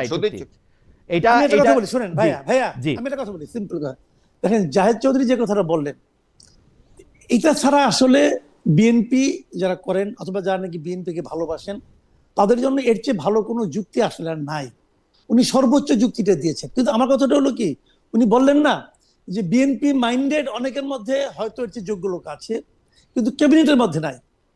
ভাই, এই খলিলুর রহমান তো বিএনপি মাইন্ডেডও না। যদি উনি বিএনপি মাইন্ডেড হয়ে থাকেন, তাহলে যে ওই যে সন্দেহটা, যে এই সরকারের উনি যে দায়িত্বে ছিলেন, উনি বিএনপিকে ক্ষমতা আনতে চেয়েছেন, সেটা কি আরো বেশি দৃঢ় হয় না? ভাবেন উনি একটা জিনিস। উনি উনি অ্যাকচুয়ালি যে দায়িত্বে ছিলেন না, এটার আনসারটা আমি আপনাকে বলি। উনি অ্যাকচুয়ালি যে দায়িত্বে ছিলেন ওই দায়িত্বটা তো উনি পালন করতে পারছিলেন না, এটা আপনিও জানেন আমিও জানি। ওনারে যে ন্যাশনাল সিকিউরিটি অ্যাডভাইজার করা হয়েছিল, উনি আসলে ন্যাশনাল সিকিউরিটি অ্যাডভাইজারের কোনো দায়িত্বই পালন করতে পারেন নাই। উনি শেষ দিকে এসে অনেকটা ট্রেড অ্যাডভাইজার হিসেবে দায়িত্ব পালন করছেন, যেটা কমার্স মিনিস্টারের মূলত করার কথা। এই ট্রেড নেগোসিয়েশন কিংবা আমেরিকার সাথে বিভিন্ন ডিলিংস গুলা কিংবা ফরেন ইয়েতে, ইভেন আপনি ইন্ডিয়াতে উনি দৌড়ে গেছেন, যদিও এটা অন্য কনফারেন্সে ছিল। বাট উনি তো ডিফেন্স অ্যাডভাইজারের দায়িত্ব পালন করছেন না, করতে পারেন নাই সেভাবে। আপনি যেটা বারবার ইঙ্গিত কিন্তু করছেন জাহিদ ভাই, মাসুদ ভাই, আমার ডিফেন্স কাছে এটা অ্যাডভাইজারের দায়িত্বটা কি? এই সরকারের ডিফেন্স অ্যাডভাইজার নাই কেন? ডিফেন্স অ্যাডভাইজার লাগে কেন? ন্যাশনাল ডিফেন্স অ্যাডভাইজার সেটা আপনি বলতেই পারেন। ডিফেন্স অ্যাডভাইজার দরকার নাই, আবার দরকারও আছে। আপনার কিভাবে দরকার আছে? শেখ হাসিনা এটা দেখাই দিয়ে গেছে। শেখ হাসিনার আমলে এটা আপনি টের পেয়েছেন যে ডিফেন্স অ্যাডভাইজার যদি আপনি এক্সারসাইজ করাইতে পারেন, পাওয়ার এক্সারসাইজ করতে পারে, তাইলে আপনার তারেক সিদ্দিকী সাহেব কিভাবে পাওয়ার এক্সারসাইজ করেছে ডিফেন্স অ্যাডভাইজার হিসেবে, এটা তো আপনিও জানেন, আমরাও জানি। এবং চাইলে করানো যায়, আবার না চাইলে ওই কেউ না থাকলেও খালেদা জিয়ার পুরো শাসন আমল কোনো ডিফেন্স অ্যাডভাইজার ছিল না, ইনফ্যাক্ট আমাদের এখানে ছিল নাই। তবে আমি ছিলই একটু কামাল ভাইয়ের উল্টা দিক থেকে প্রশ্ন করতে চাই। কামাল ভাই, যদি সত্যি সত্যি বিএনপির মনে এই ধারণা থাকতো যে আমরা সবাই আঙ্গুল তুলবো, খলিলুর রহমান কেন এখানে আসলো, বিশেষ করে খলিলুর রহমানের উপস্থিতি নিয়ে বিএনপি অনেক প্রশ্ন তুলছিল, তাহলে বিএনপি কিন্তু এত সাহস করে, এত ব্লান্টলি এই ডিসিশন নিত না, ওনাকে আড়ালে রাখা দিত, বা যাদের যাদের সাথে ষড়যন্ত্র করছে তাদের সাথে আসলে কথাই বলতো না। এতে কি তাদেরকে বেনিফিট অফ ডাউট দেওয়া যায় না? আসলে কোনো ষড়যন্ত্র ছিল না, তারা একটা ভালো লোকই খুঁজে বের করছে, এরকম কি মনে হয় কিনা? ভাইরে, বেনিফিট অফ ডাউট দিতে তো আমার কোনো আপত্তি নেই, কারণ আমরা একটা নতুন সরকার পাইছি। তাদেরকে প্রশ্নের মুখে দাঁড়া করে আমার কি লাভ? আমি তো বিএনপির এন্টি পার্টি না, কথাটা খেয়াল করেন। বিএনপি বেজ্জতি হইলো, বিএনপি বিব্রত হইলো, আমার লাভটা কি? একটা বিব্রত সরকার কি দেশ চালাবে? আমি তো দেশটা ভালো চাচ্ছি, আমি বলতে চাচ্ছি তারা দেশটাকে ভালোভাবে চালায়। আমার বক্তব্যটা হলো অন্য জায়গায়। আমার বক্তব্য হলো কি, যে বিএনপি এই কাজটা করলো কেন, এটা করে বিএনপির লাভটা কি হলো? বিএনপি ভালো লোক, সবচেয়ে ভালো লোক খুঁজে পাইছে, সেটা খলিলুর রহমান না, সবচেয়ে ভালো লোক। আমি বলি জাহেদ, না না, তাইলে আপনি এটা আমাকে বলতে আপনার প্রশ্নটা দেই। না না, আচ্ছা ঠিক আছে, বলেন ঠিক আছে, ঠিক আছে, আপনার প্রশ্ন বলেন, আমিও বলেন। বলবো। আমার জি, কথা sure. হলো এখানে কয়েকটা। একটা জিনিস হলো যে বিএনপি এই প্রশ্নটাকে ইনভাইট করলো কেন, বিএনপি এই সন্দেহটাকে ইনভাইট করলো কেন? এর সম্ভাব্য একটা মাত্র কারণ যেটা আমি বুঝি, সেটা হলো বিএনপির উচিত ছিল প্রথমত ব্যাখ্যা দেওয়া যে তারা কেন করছে। তারা ব্যাখ্যা দিতে পারবে না, আমি একেবারে মোর দেন শিওর। আচ্ছা, এখন সম্ভাব্য একটাই মাত্র কারণ হতে পারে, যে বাইরের চাপ, কোনো একটা চাপ, কোনো একটা গোষ্ঠীর চাপ, কোনো একটা দেশের চাপ, যে চাপের কারণে তারা এটা দিচ্ছে। তো সেই চাপটা হয়তো তাকে দেওয়ানো হয়েছে, হইতে পারে কিছু একটা। যদি সেটা হয়, তাহলে এই দেশের একজন নাগরিক হিসাবে আমি ভয়ঙ্কর বিপদে আছি বলে মনে করি। কারণ আমার সরকার প্রধান, আমার সরকার বাইরের একটা চাপ দ্বারা এত নিয়ন্ত্রিত হবে, এটা তো আমি ভাবতে চাই না। আমার বক্তব্য এখানে, কারণ বিএনপি নিজেও জানে এটা একটা সুইসাইডাল ডিসিশন, কিন্তু বিএনপি সেই ডিসিশনটা নিয়েছে, এবং মানে আমি তো বলবো নির্লজ্জের মতো নিয়েছি, যে তারা কোনো প্রশ্ন জবাব দিচ্ছে না। আমরা পরবর্তী প্রসঙ্গে যাই জাহিদ ভাই।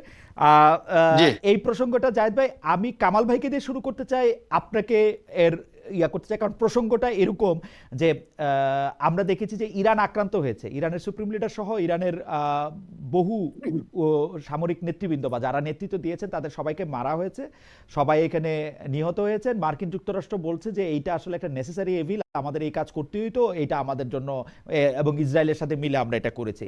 ইরান তার পাল্টা জবাব হিসেবে মধ্যপ্রাচ্যে বিভিন্ন জায়গায় থাকা যেটা হচ্ছে যে বেজ, ইউএস বেজ বলে বিভিন্ন জায়গায় তারা আক্রমণ করেছে, বিভিন্ন কি পয়েন্টটা তারা আক্রমণ করেছে। বাংলাদেশ সরকারের ন্যাচারালি কিছু একটা প্রতিক্রিয়া দেখাতে হয়েছে, তারা একটা প্রতিক্রিয়া দেখিয়েছে। সেই প্রতিক্রিয়াটা আমরা জানি, প্রথমে তারা দুঃখ প্রকাশ করেছে, তারপর আবার এটার জন্য আবার দুঃখ প্রকাশ করেছে, একবার ইরানের পক্ষে গেছে, একবার ইরানের বিপক্ষে গেছে। কিন্তু আসলে বাংলাদেশ সরকারের জন্য প্রপার পলিসি কি হতে পারতো? কামাল ভাই আপনি কি মনে করেন? জাহিদ ভাই আপনি কি মনে করেন? আমি কামাল ভাই কিন্তু শুরু করতে চাই, কারণ সেইখানে হচ্ছে যে মানে আমরা এমন একটা অবস্থায় আছি, ইরান ক্ষতিগ্রস্ত করেছে কাতার, দুবাই, সৌদি আরব, ওমান, বাহরাইনের কিছু অংশকে, যেখানে আমাদের শত শত লক্ষ লক্ষ লোক এখানে কাজ করতেছে, সেখানে আবার ইরানের উপরে হামলাটাকেও আমরা আসলে ভালো চোখে দেখতে পারতেছি না। আমরা আসলে পররাষ্ট্র মানে আমার নুরুল কবির ভাইয়ের কথা মনে হচ্ছে, নুরুল কবির ভাই বলতেছেন যে এরকম একটা স্পষ্ট অবস্থান নিচ্ছে না, নাম নিচ্ছে না, কিন্তু আসলে আমরা কি করতে পারতাম, এই অবস্থানটা আমাদের কি হইতে পারতো?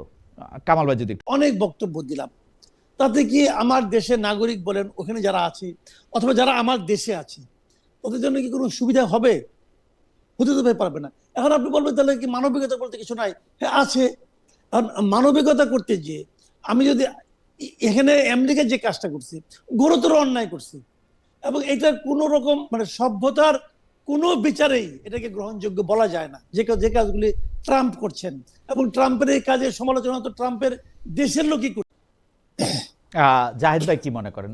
আমরা কামাল ভাইকে শুনলাম, সরকারের আমার মনে হয় সরকার কামাল ভাইয়ের কথা খুব একটা ডিসএগ্রি করার তেমন কিছু নাই। উনি যতটুকু বলছেন এটা আমি এগ্রি করি, কিন্তু একটা জায়গায় আমি মনে করি যে প্রথম দিনে সরকারের যে প্রতিক্রিয়াটি ছিল এটা আমার কাছে সঠিক মনে হয়নি। যে প্রথম দিন সরকার একতরফা একটা প্রতিক্রিয়া দেখিয়েছিল, পরের দিন এসে তারা এটা কারেকশন করে, সেটা চাপের কারণেই হোক বাস্তবতার কারণেই হোক যেটা করেছে এইটা হতে পারে। আসলে বাংলাদেশের খুব একটা কিছু করার নাই এখন।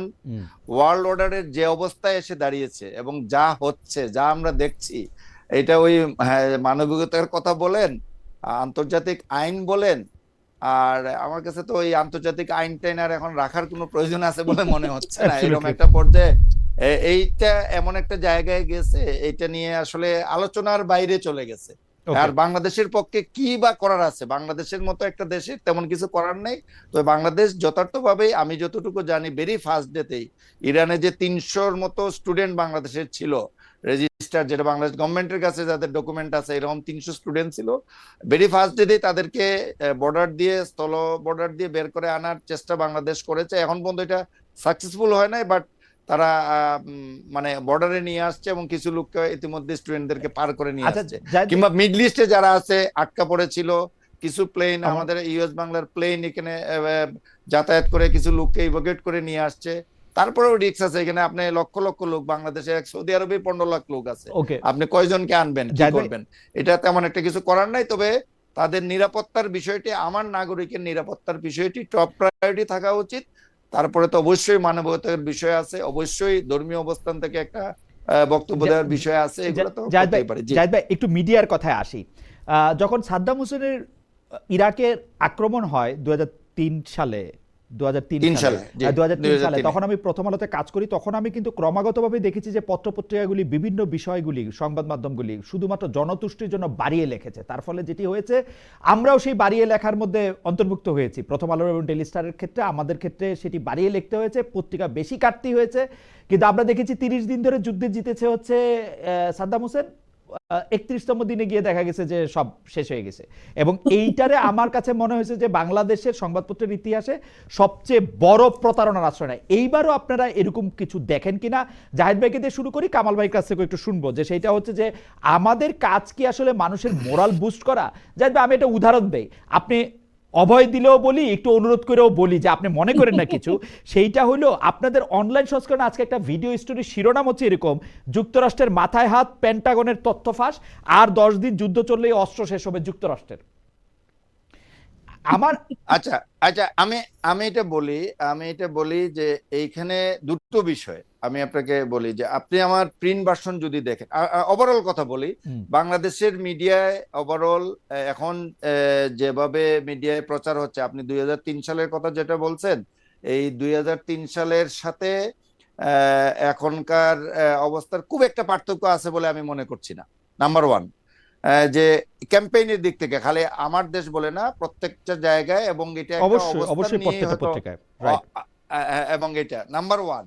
নাম্বার টু, আপনি স্পেসিফিক যেটা বলছেন আজকে, এটা কিন্তু একটা আমেরিকান ইয়ের স্টেটমেন্ট, তাদের ইন্টারনাল ইয়েতে, এবং এটা আমি সোর্সটা এই মুহূর্তে মনে করতে পারছি না, বাট এটা একটা ডিপেন্ডেবল সোর্সে কিন্তু তাদের ওই যে ইয়ের হেয়ারিং ছিল, সিনেট কমিটির হেয়ারিং এ এই কোয়েশ্চনটা কোনো একটা পর্যায়ে, কোনো একটা কমিটিতে, অনেকগুলো কমিটিতে তো হেয়ারিং হয়েছে, মার্কো রুবিওর হেয়ারিং হয়েছে সিনেট কমিটিতে, এর বাইরে আলাদা ফরেন অ্যাফেয়ার্স কমিটিতে হয়েছে, বিভিন্ন জায়গায় কোনো একটা কমিটির ইন্টারনাল সোর্সের নিউজ বলে এটা প্রচার হয়েছে। আমি মনে করছি না যে এটা বানিয়ে দিয়ে আমরা কোনো একটা ইয়েতে করছি। আর এখানে একটা জিনিস আপনাকে বলি, যেটা আমরা ইন্ডিয়া এবং পাকিস্তান ওয়ারের সময় এরকম আমাদের একটা ভিডিওতে এরকম একটা মিস্টেক বলবো আমি হয়েছিল, যে বিভিন্ন সোর্স থেকে নিউজগুলো আমরা যেমন এএফপি সাবস্ক্রাইব করি, এএফপি নিউজটা আমরা আল জাজিরা কিন্তু সাবস্ক্রাইব করি না, বাট আল জাজিরা একটা বেটার এখন সবচেয়ে ভালো সোর্স হিসেবে বাংলাদেশের পত্রপত্রিকাগুলো এটা ইউজ করছে। আপনি যেখানে কাজ করতেন সেই এক সময় বিডি নিউজ 24 তার হুবহু আল জাজিরার ইংলিশ ভার্সনটাকে তারা তাদের অনলাইন মানে ইয়ের মধ্যে লাইভের মধ্যে এই পুরোটাই অনুবাদ করে দিয়ে দিচ্ছে অলমোস্ট, আমি যেটা খেয়াল করছি। তো এইভাবে কিন্তু বিভিন্ন সোর্স থেকে নিউজ আছে। এখন আপনি যদি সোর্সটা কারেক্টলি আইডেন্টিফাই করতে না পারেন, একাধিক সোর্স এটা ভেরিফাই করতে না পারেন, রয়টার্স এর বরাত দিয়ে আসলো, এটা আসলেই রয়টার্স এই নিউজটা করছে কিনা, আমি যদি রয়টার্স এর সাবস্ক্রাইবার না হই আমি হয়তো সব নিউজ ভেরিফাই করতে পারবো না। আমি সেকেন্ডারি সোর্স থেকে যদি নিউজটা নেই, এই ক্ষেত্রে এটা মিস্টেক হওয়ার সুযোগ থাকে। আমার কাছে মনে হয় এই জায়গাটাতে আমাদের কাজ করার সুযোগ আছে। মানে আমি যেটা খেয়াল করেছি 2003 সালে তখন হয়তো কি রয়টার্সের নিউজ থেকে এই জিনিসটা নেওয়া হয়তো, কিন্তু ধরেন রয়টার্স সারাক্ষণ বলল যে ইরাকের 50টা স্থাপনা ধ্বংস করা হয়েছে, আমেরিকা এত এত জায়গায় জিতছে। এইখানে রয়টার্সেরই একটা লাইন বাগদাদের একটি স্থানীয় রেডিও দাবি করেছে যে মার্কিন একটি প্লেনকে ভূপাতিত করা হয়েছে। আমাদের সম্মানিত নিউজ এডিটররা, তখন আমরা মানে তখন আমরা অত সিনিয়র ছিলাম না, এখন হইলে মানে ব্যাপারটা অন্যরকম হইলেও হইতে পারতাম, জানি না। ঘটনা হচ্ছে তারা বলতো এইটা সামনে নিয়ে আসেন খালেদ, এবং হেডিং হইতো, আপনি আজকে স্পেসিফিক যে নিউজটার কথা বলছেন এখানে কিন্তু এটা করা হয় না, কারণ আমি ওই নিউজটা দেখেছি, আমি ওইটা শুনছি, এবং এখানে কিন্তু এটা করা হয় না। এটা মানে কোন ধরনের অনেক ধন্যবাদ, আপনাকে অনেক ধন্যবাদ। যদি এটা সিনেট হিয়ারিং এ যদি এটা সিনেট হিয়ারিং এ বলা হয়ে থাকে, আপনি কি এটা এখন আমি ওইটাই বললাম যে আপনি প্রিন্টও এটা ছাপছেন জাহিদ ভাই, প্রিন্টও এটা ছাপছেন? না না না না, প্রিন্টে আমরা অনেক কিছুই স্পেসের জন্য আমরা অনেক কিছুই দিতে পারি না, এটা তো ভিতরে যায় কিংবা ভিতরে যায় কিন্তু এটা অনেক কিছুই ভিতরে যায়। এইটা নিয়ে তো যদি সত্য হইতো এটা তো লিড স্টোরি হওয়া উচিত, যুক্তরাষ্ট্রের অস্ত্র যদি 10 দিনে শেষ হয়ে যায়। না আছে আমার হেডিং এ নাই, আমি যেটা বলতে চাচ্ছি এটা তো লিড স্টোরি হওয়া উচিত। আমি যেমন আজকেও হাউএভার জাহিদ ভাই আমরা একটু আগাই। আপনি এখানে দেখেন আপনার প্রেসিডেন্টের, আমি একটা লাইন বলে শেষ করি, যেমন আপনি দেখেন মার্কো রুবিওর কথা যদি বলি, উনার স্টেটমেন্টে তো 24 ঘন্টার ভিতর 3টা স্টেটমেন্ট আমরা পেয়েছি। এখন আপনি যেটা আমাকে প্রশ্ন তুলতেছেন, উনারাই তো 24 ঘন্টার ভিতর 3 রকম মার্কো রুবিওকে আমি ফলো করতেছি, মার্কিন পররাষ্ট্র মন্ত্রণালয়ের কথা বা মার্কিন কথা যে আমি খুব ফলো করতেছি ব্যাপারটা, মানে খুব বিশ্বাস করতেছি ব্যাপারটা এরকম না, ফলো করলো। যাই হোক, আপনি এখন যুদ্ধের সময় তো দুই পক্ষ থেকে এরকম দাবি করা হয়। যেমন আজকে আরেকটা গুরুত্বপূর্ণ নিউজ আপনি বলেন নাই, ইরানের তরফ থেকে একটা দাবি করা হয়েছে এবং খুব দায়িত্বশীল কর্মকর্তা ব্রিফিং এ দাবি করছেন যে আমরা 500 মার্কিন সৈন্যকে হত্যা করেছি এই পর্যন্ত, এই যুদ্ধে 500 মার্কিন সৈন্য প্রাণ হারিয়েছে। ওকে জাহিদ ভাই, ভয়ঙ্কর জিনিস। জাহিদ ভাই থ্যাংক ইউ। আপনি যেহেতু কোর্ট উল্লেখ করছেন সেটা, তবে আমার কাছে মনে হয় যদি এটা আপনি মানে there is no way you can be halfway pregnant, আপনি যদি এটা অনলাইনের মধ্যে এটা ছাপান, যুক্তরাষ্ট্রের মাথায় 10 দিন অস্ত্র চালালে যুদ্ধ যুক্তরাষ্ট্রে শেষ হয়ে যাবে, এটা লিড স্টোরি হওয়া উচিত বা ফ্রন্ট পেজে অনেক গুরুত্ব দিয়ে ছাপা হওয়া উচিত, এটা আমার কাছে মনে হয় আর কি। হাউএভার ক্রাইসিস হবে, জিনিসটা হলো ক্রাইসিস, মানে ইনফ্যাক্ট শেষ হয়ে যাবে, এটাকে মিন করছে যে আমার আমি পড়তেছি শেষ হয়ে যাবে, আমি পড়তেছি শেষ হবে, মানে ইনার মিনিং তো আমার কাছে পড়া সম্ভব না, আমি তো শব্দ করতেছি। যাই হোক, আমি একটু কামাল ভাইয়ের কাছে জানতে চাই। কামাল ভাই যেহেতু নিউজ পেপারের বাইরে আছে, কামাল ভাই বা আমার পক্ষে এগুলি সমালোচনা করা সহজ, কিন্তু আমি একটু দায়িত্ব নিয়ে বলি, আমাদের সময়ে এই যুদ্ধের সময় পত্রিকার এডিটোরিয়াল দায়িত্ব চলে যায় সার্কুলেশন ম্যানেজারের কাছে। সার্কুলেশন ম্যানেজার আইসা বলে, কামাল ভাই আপনি জানেন সিস্টেমটা, কারণ আপনি জনগণের মধ্যে আছেন, যে আপনি আরেকটু লেখা দেন, আরো ইয়া বাড়বে। কিন্তু এখন কিন্তু এই সিচুয়েশনটা নাই। আমি আপনাকে একটা কথা বলি, যে এখন প্রিন্টের ক্ষেত্রে টোটালি নাই, কারণ এই যুদ্ধ শুরু হওয়ার পরে অনলাইনে আছে, সেইজন্য আমরা অনলাইনে দিচ্ছি।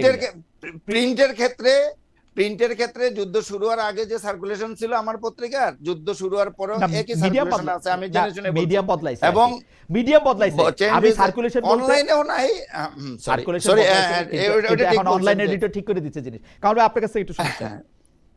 জি, আসলে সমস্যাটা হলো কি জানেন, আমরা মিডিয়াতে আমি গত 3-4 বছর ধরে আমি কোনো সক্রিয় চাকরিতে নাই, এবং যখন ছিলাম আমি সর্বশেষ পর্যন্ত, তখন আমি দেখতাম যে এই টেলিভিশন এবং অনলাইনগুলো আসার কারণে, টেলিভিশনে স্ক্রল এবং অনলাইনের কারণে এক ধরনের আনহেলদি কম্পিটিশন সবার মধ্যে আছে। এক্স্যাক্টলি একদম। এবং এই কম্পিটিশনটা কিন্তু আসলে প্রকৃত জার্নালিজমকে নষ্ট করে দিচ্ছে, ধ্বংস করে দিচ্ছে। আমি এখন মনে করেন আপনার এই অনুষ্ঠান ইউটিউবে যাচ্ছে, আমিও ইউটিউবের সঙ্গে কাজ করি, ওখানে দেখবেন আপনার ক্লিক বেট তো আছেই, মানে ভেতরের সঙ্গে উপরে শিরোনামের কোনো মিলই নাই, দিচ্ছে মানুষকে আকৃষ্ট করার জন্য। এগুলো আসলে লং রানে খুব একটা কার্যকর হয় বলে আমার কাছে মনে হয় না। সাময়িক একটা কিছু হয়, কিন্তু এখন এটা হয় কি কারণে, এটা ওই যে বললাম যে একটা আনহেলদি বলে আর যাই বলি, একজনের কম্পিটিশন তো আছে, মালিক পক্ষ আছে, তারাও বলে যে ওরা দেখেন এত কিছু করতে, ওরা এরকম লিখলো, আপনি লেখলেন না। ওই যে উদাহরণটা আপনি দিলেন যে 30 দিন ইরাক জিতছে, এই 30 দিন জানলাম যে না, ইরাক তো নাই। ইরাক কিন্তু ওরা হারতে শুরু করে না, একবারে হেরে যায়। তো এখন এখানেও যত খুশি আপনি বলেন, এটা তো একটা অসম যুদ্ধ, অন্যায়, অসম এবং অসম্ভব যুদ্ধ, মানে এই যুদ্ধটা চাপিয়ে দেওয়া হয়েছে আসলে ইরানের উপরে, মানে এটা তো এটা তাকে চাপাই দেওয়া হয়েছে। ইরান তার চেষ্টা, তার সামর্থ্য অনুযায়ী চেষ্টা করতেছে ফেরানোর জন্য, এবং ইরানের স্ট্র্যাটেজি অন্যরকম না। কামাল ভাই, আমি কোথায় আপনি একটু দৃষ্টি আকর্ষণ করতে চাই, আমি বাংলাদেশের মিডিয়াতে দেখি একটা জনতুষ্টিমূলক সাংবাদিকতা করার আগ্রহ, সেটা আমি যতদিন বাংলাদেশের মিডিয়াতে কাজ করছি সেই সময় আমরা দেখছি। যেমন দেখেন, যখন ইফটিজিং নিয়ে কথা হয়, সারা বাংলাদেশে শুধু ইফটিজিং নিয়ে কথা হয়। যখন এখানের মধ্যে থেকে কি সড়ক দুর্ঘটনা নিয়ে কথা হয়, আপনি দেখবেন খালি সড়ক দুর্ঘটনা নিয়ে কথা হয়। মানে এই যে জনদুষ্টিমূলক যেই কথাটা মুখের সামনে মানুষের আছে, মানে যেটা চলতেছে ওইটারে যে খবর বানায়, আমরা সাংবাদিকরা কেমনে পরে আবার বলবো যে না আমাদের কথা তোমরা বিশ্বাস করো? আমি আমার একটা অভিজ্ঞতার কথা বলি। আমি তো জীবনে মানে বিভিন্ন ধরনের মিডিয়ায় চাকরি করেছি, মানে প্রিন্ট মিডিয়ায় করেছি, উইকলিতে করেছি, ডেইলিতে করেছি, ইলেকট্রনিক মিডিয়ায় করেছি, অনলাইন মিডিয়াতে করেছি, সবগুলোতে করেছি। আমার দেশে আমার সহকর্মী, আমার দেশের শুরুতে আমার সহকর্মী ছিলেন, জাহিদের সহকর্মীও ছিলাম, ওখান থেকে অনেক কিছু শিখেছি।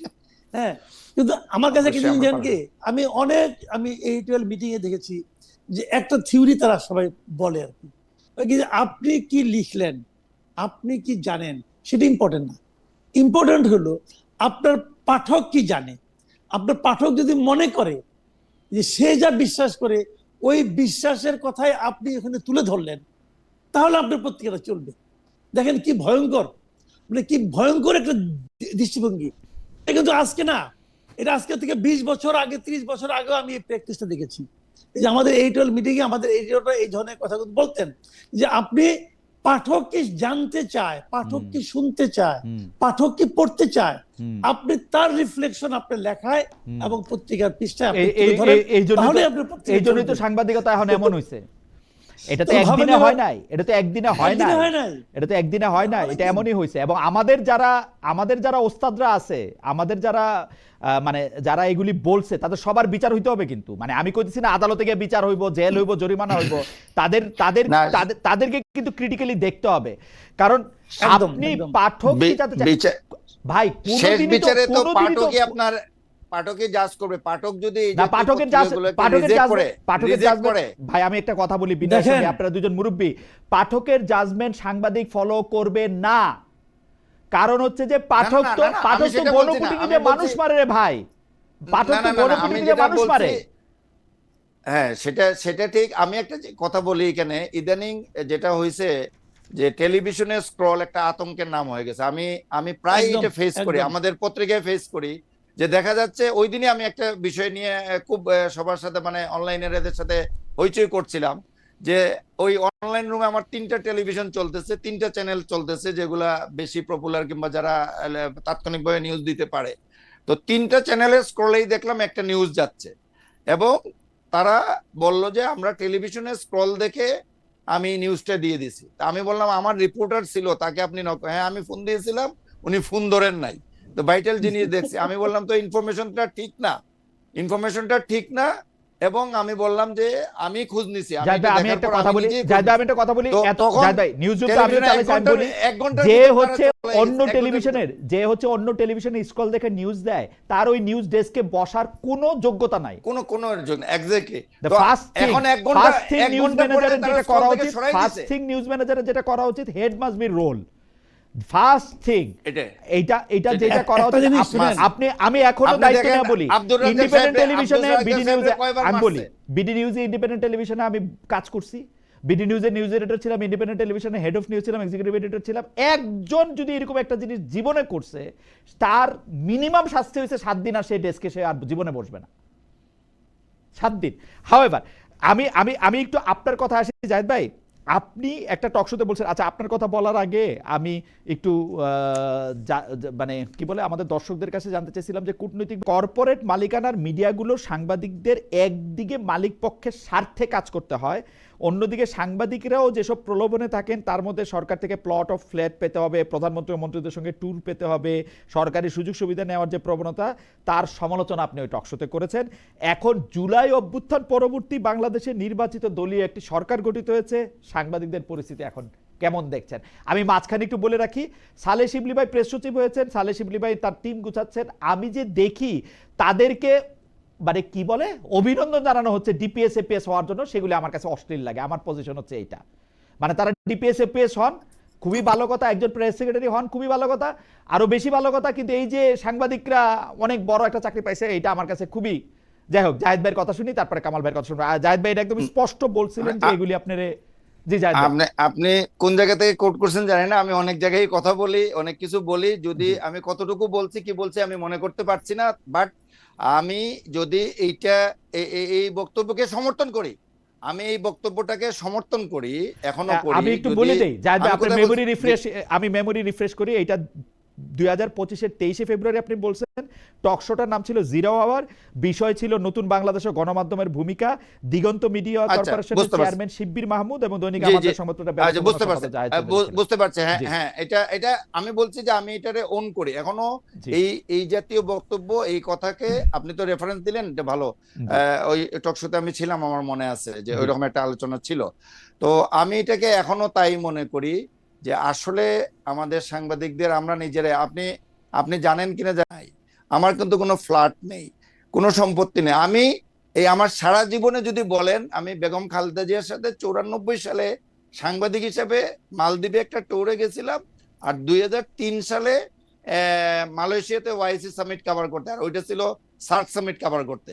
এই দুইটা প্রোগ্রাম ছাড়া ওইটাকে যদি বলেন যে এটাও এক ধরনের বিট করার কারণে এক ধরনের অ্যাডভান্টেজ, তো আমি তো এই অ্যাডভান্টেজের পিছনে ঘুরি নাই। আমার সাথে বিএনপি নেতাদের কি সম্পর্ক ছিল, কিংবা এর আগের দুইটা বিএনপি সরকারের মানে আমার বিয়েতে 60 জনের 40 জন মন্ত্রী উপস্থিত ছিল, যারা পরে ক্যাবিনেটে আসছিল 60 জন, আওয়ামী লীগেরও ছিল 10 জন, জাতীয় পার্টির জামাতেরও লোকজন ছিল, সেটা অন্য জিনিস। আমি প্রফেশনাল অবস্থান থেকে বলছি, এটা 99-এর ঘটনা। কিন্তু আমি প্রফেশনাল প্রয়োজনে আমি সবার সাথে সম্পর্ক রাখতাম, আমার অ্যাক্সেস ছিল, কিন্তু এর বাইরে কখনো কোথাও এটা করিনি। কিংবা আমার সাথে কাজ করেন এখন বেগম খালেদা জিয়ার প্রেস, না আমি সেটাও বলছি যে আমার সাথে কাজ করেন বেগম খালেদা জিয়ার ডেপুটি প্রেস সেক্রেটারি ছিলেন 91-এর আমলে, এবং আবদাল ভাই, সৈয়দ আবদাল আমার সবাই চিনেন আপনারা, ওনাকে দুইবার প্রেস ক্লাবের নির্বাচিত সেক্রেটারি ছিলেন। আজকেও উনি বাসে চড়ে যাতায়াত করেন, অফিস থেকে তাকে গাড়ি দেওয়া হয় নাই, উনি এখনো বাসে করে অনেক সময় যাতায়াত করেন। অফিসের গাড়ি থাকলে কোনো সময় সিএনজিতে যান, কোনো সময় একটা মাইক্রোবাস আছে, যদি পারে তাকে দেয়। তো আমরা তো এইরকম সাংবাদিকও আমার আশেপাশে ডাইনে বায়ে অনেককে দেখছি। আবার অন্যদিকে ওই ডিপিএস এর চাকরি করে আপনার আশেপাশে থাকেন, আমেরিকায় এখন থাকেন, 200 কোটি টাকার মালিক, 100 কোটি টাকার মালিক, তাদেরকে দেখি, অনেককেই শুনি। আমারও দাওয়াত ছিল আমি যখন গেছিলাম আমেরিকায়, যে একবার তার এই হেরেমখানা দেখে আসার জন্য অনেকে আমাকে বলছিল, আমি আর যেতে পারিনি, যাইনি, সত্যি কথা যেটা। এখন ব্যাপার হলো কি, সাংবাদিকতাটাকে এমন একটা জায়গায় নিয়ে যাওয়া হয়েছে, এইটা থেকে যে এখন এই সরকারের আমলে, নতুন সরকারের আমলে আমরা খুব একটা বেরিয়ে আসতে পারবো, আমার কাছে এখনো এটার দৃশ্যমান কোনো কিছু নেই। এখন সময় বলে দিবে। আপনি 15 দিন পরে একটা সরকারের ক্ষমতায় আসার 15 দিন পরে তাদেরকে নিয়ে কোনো মন্তব্য করতে চাই না, শুধু প্রফেশনাল জায়গা থেকে না, অন্য বিষয়ে মন্তব্য করতে চাই না। কিন্তু এখানকার আমাদের অবস্থানটাই আমরাই নষ্ট করি, এর কিছু সিমটম আমি ইতিমধ্যেই দেখতে পেয়েছি। আমরা সাংবাদিকরাই যেভাবে তোষামোদি করি, যেভাবে সরকারের সাইন আর্টিকেল আমি দেখছি পত্রিকার প্রথম পাতায়, তারেক রহমানকে নিয়ে একটা মেইন স্ট্রিম পত্রিকা, আমি নাম বললাম না, তার ব্যক্তির নামটাও বললাম না, আমি যে সাইন আর্টিকেল দেখেছি 5 পেজে লেখা হয়েছে, উনারাই এখন থেকে 10 বছর আগে কি লিখছিলেন, আজকে আবার কি লিখছেন, কেন লিখছেন, আমি আসলে খুবই হতাশ হই। মানে আমাদের এই প্রফেশনটাকে, আপনাকে ধন্যবাদ, খুবই ভীত। জাহিদ আপনাকে ধন্যবাদ। কামাল ভাইয়ের কাছে একটু শুনবো, তার আগে আমি একটু মানে আমার যেহেতু চারিদিকে একটু খেয়াল করতে হয় এবং মাঝে মাঝে আমার সুযোগ হয় মানে শিক্ষার্থীদের সাথে কথা বলারও, তো আমি খুবই অবাক হইলাম যে আমাদের এটা মেইন স্ট্রিম টেলিভিশন এই রিপোর্ট করছে যে তারেক রহমানের প্লেনটা কিভাবে আসছে সেটা জানতে ক্লিক করুন। অনেক অনেক জিনিস আছে, অনেক জিনিস আছে। আমার মনে হয় সিরিয়াসলি মানে আমার মনে হয় তারেক রহমান যদি এই জিনিসগুলোকে অ্যাভয়েড করেন, না উনি আর কেমনে অ্যাভয়েড করবেন, উনি তো বলে না এগুলি করতে। না না উনি তো না না, এই যারা এই তোষামোদকারী, যারা এই রকম আচরণ করে, তারা যদি ভবিষ্যতে উনার সামনে গিয়ে করে এবং উনি যদি এটাকে অ্যাভয়েড করতে পারেন তাহলে উনি বেঁচে যাবেন। আর যদি অ্যাভয়েড না করে আমি বলি আবারও আমাদের সহকর্মীদের খপ্পরে পড়ে যান। জাহিদ ভাই আমি বলি তোষামত যদি করে উনি অ্যালাউ করলেও এতেও কোনো সমস্যা নাই। সমস্যা কোথায় জানেন? সমস্যা হইলো ওই তোষামত করার জন্য উনার যদি 100 200 500 কোটি টাকার সুবিধা হয়, যেটা আমরা আগে দেখছি, ওই সুবিধাটা দেওয়া বন্ধ করে দেন, তোষামত আপনিই বন্ধ হবে আমার মনে হয়। কামাল ভাইয়ের কাছে একটু শুনি, সুবিধা না দিলেই হইলো, অর্থনৈতিক সুবিধা না দিলেই হইলো। কামাল ভাই আপনার কাছে একটু শুনি যে আপনার কাছে কি মনে হচ্ছে, মানে এখন পর্যন্ত প্রেস উইং না এখন পর্যন্ত আমি কোনো চেঞ্জ দেখছি না। আগে যেমনটি ছিল আমি সেই ধারায় দেখছি। এবং জাহিদ চৌধুরীর যে বক্তব্যটা প্রথমে আপনি বললেন, পুরনো একটা বক্তব্য, জাহিদ তো নিজেও বললেন যে উনি এখনো ওইটাতে স্ট্যান্ড করেন, এবং আমি জাহিদ চৌধুরীর বক্তব্যের সঙ্গে কিন্তু একমত। আসলে কিন্তু হচ্ছেও তাই, এবং এটা না, এটা কিন্তু একটা সর্বব্যাপী একটা রূপ ধারণ করেছে। এক নম্বর কথা হলো আমাদের দেশের যে মিডিয়াগুলো আছে, যে কোনো মিডিয়াই বলেন না, সবগুলো মিডিয়া মালিকের অন্য ব্যবসা আছে। অন্য ব্যবসা থাকার কারণে তারা সেই মিডিয়াটাকে তারা অন্য অন্য ব্যবসার সুবিধার জন্য অথবা অন্য অন্য ব্যবসা তাদের যারা প্রতিদ্বন্দ্বী আছে প্রতিদ্বন্দ্বীদেরকে ঘায়েল করার জন্য অথবা প্রতিদ্বন্দ্বীদের আঘাতকে থামানোর জন্য তারা মিডিয়াকে ব্যবহার করে। যে কারণে চাইলেও একজন সাংবাদিক যদি মনে করেন সে একটা কিছু একটা করতে চায়, কিছু একটা লিখতে চায়, সে কিন্তু চাইলেই পারে না, তাকে অনেকগুলো গেটকিপারের মাধ্যমে যেতে হবে। এবং প্রত্যেকটা গেটকিপারের কাজ হলো তার মালিক কি চায় সেই জিনিসটাকে এস্টাবলিশ করা, সেই জিনিসটাকে ধারণ করা। যে কারণে ওনার যে বক্তব্য, জাহিদের যে বক্তব্য, এই বক্তব্যটা তো এটাই আসলে এর কোনো ব্যত্যয় আমি এখনো দেখি না। এবং এখানে বিকল্পটা কি, সমস্যাটা কি হয়, ধরেন আমি একজন সাংবাদিক, আমি দেখতেছি যে সরকারের আনুকূল্য লাভ করার জন্য আমার মালিক এই সুবিধাগুলি নিচ্ছে, সরকারকে এভাবে তেল দিচ্ছে, এটা তো সংক্রমিত হয়। তখন ওই পত্রিকা যারা সিনিয়র জার্নালিস্ট আছে তারা ওই একই কাজ করে, যে মালিক তো একটা সুবিধা পাচ্ছে, তাহলে আমিও একটা সুবিধা নেই, সে আবার আরেক লাইনে একটা সুবিধা নেয়। এবং তারপরে যারা আছে তারা তখন সবাই যার যার অবস্থানে থেকে যে যেভাবে পারে সুবিধা নেওয়ার একটা কম্পিটিশনে নেমে যায়। কারণ তারা দেখেছে যারা সুবিধা না নেয় তারা খুব ভালো থাকে না, তারা ওটাই করে, এবং এটা চলতেই থাকবে। আমি এই জন্যই বলি, জানেন মাঝে মাঝে আমি যেমন আপনাদের দুজনকে আমি একটা কথা বলি, দেখেন একজন লোক যখন ক্রিকেট খেলে অথবা আপনার সন্তান যদি ক্রিকেট খেলা শিখতে চায়, আপনি তার সামনে কিন্তু একটা আইডল দাঁড় করাই দেন, যে তুমি তেন্ডুলকারের মতো হও, তুমি বিরাট কোহলির মতো হও, তুমি সাকিব আল হাসানের মতো হও, বলেন কিন্তু যে ওই প্লেয়ারের মতো হওয়ার চেষ্টা করো। আপনার সন্তান যদি সাংবাদিক হতে চায় বাংলাদেশি, আপনি বাংলাদেশের একটা আইডল খুঁজে বের করতে পারবেন না এখন। সো ট্রু, আপনি বলতে পারবেন না একদম তুমি অমুকের মতো হও, একদম একমত, আপনি বলতে পারবেন না। কিন্তু একটা প্রফেশনের জন্য এর চেয়ে ভয়ঙ্কর বাস্তবতার কি থাকতে পারে বলেন? খুবই খুবই খুবই কষ্টকর, এটা খুবই খুবই পীড়াদায়ক এবং খুবই সত্য কথা। কিন্তু কামাল ভাই আমার একটা প্রশ্ন আছে, যে আমরা যদি এতই মালিকের মত দেখে আমরা চলতে পারবো, আমরা কেন একটা সওদাগরি জায়গায় চাকরি করলাম না? সাংবাদিকদের কি আর এমন বেতন, আমরা পরে যাওয়ার পরে বেতন একটু ভালো হয়েছে, কিন্তু কি আর এমন, মানে কেন একটা সওদাগরি অফিসে চাকরি করলাম না, কেন চকবাজার থেকে আলু আই না কারণ বাজারে বেচি না আমরা, মানে এই সাংবাদিকতাটাই আমাদের কেন করতে হবে, মানে এটা হলো কি, এটা হলো কি জানেন, এটা হলো কি একটা আপনি একটা মনে করেন ভুল করে আপনি ক্লাস 8 এ থাকতে সিগারেট ধরে ফেলেছেন, ঠিক আছে, আপনি কিন্তু ইন্টারমিডিয়েটে উঠা ইউনিভার্সিটিতে উঠা সেই সিগারেটের খরচ দিতে আপনার মাথা খারাপ হয়ে গেছে, সিগারেট আপনি ছাড়তেও চান না, ছাড়তেও পারেন না। এটা হলো এই জিনিসের।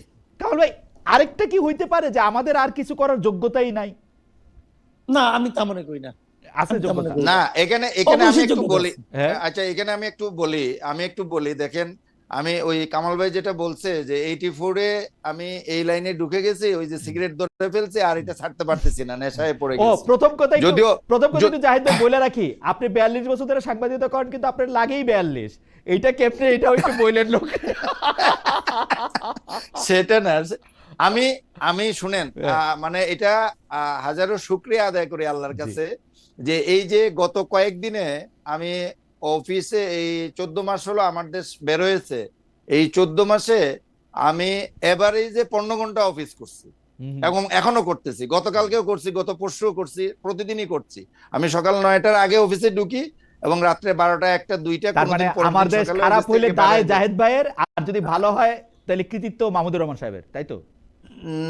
না, সেটা তো খারাপ হলে সব দায়িত্ব যাবে, কারণ আপনি জানেন ম্যানেজিং এডিটর হিসেবে আপনার দুই কাছে তো ধরনের আপনি দায়িত্ব তো থাকে। সব দায়িত্ব, Administrative- আপনারই সব দায়িত্ব। না না হ্যাঁ না না, দায়িত্ব না, আমি কথাটা এই কারণে বললাম যে জি। আমরা এটাকে আক্ষরিক অর্থেই প্রফেশন হিসেবে নিয়ে নিয়েছি, যে কথাটা অনেকে চাকরি হিসেবে নেয়, সাংবাদিকতাকে ইনফ্যাক্ট এই 6 ঘন্টার চাকরি আর 8 ঘন্টার চাকরি হিসেবে নিলে অ্যাটলিস্ট যারা রিপোর্টার আছে তারা এটা নেওয়ার কোনো কারণ নেই, কিন্তু এখন অনেকে এইভাবেই নেয়। কিন্তু যারা একটু পুরানো, আমরা বয়স হয়ে গেছে, অনেকেই তার মধ্যে, আমি বলবো না যে এই আফজাল ভাই 42 বছর পরে এসে উনি সেরা একটা রিপোর্ট করছে। সারা অফিসের মধ্যে যেটা চ্যালেঞ্জ ছিল আমাদের প্রথম দিন যে আমার দেশ বেরোলো, সেই দিনের যে রিপোর্টটা আফজাল ভাই করেছে, যেটার প্রায় 4 মিলিয়ন মানে 40 লাখ ভিউয়ার হয়েছে মাল্টিমিডিয়ায়, এবং একটা টপে আছে আমাদের এখন মাল্টিমিডিয়াতে।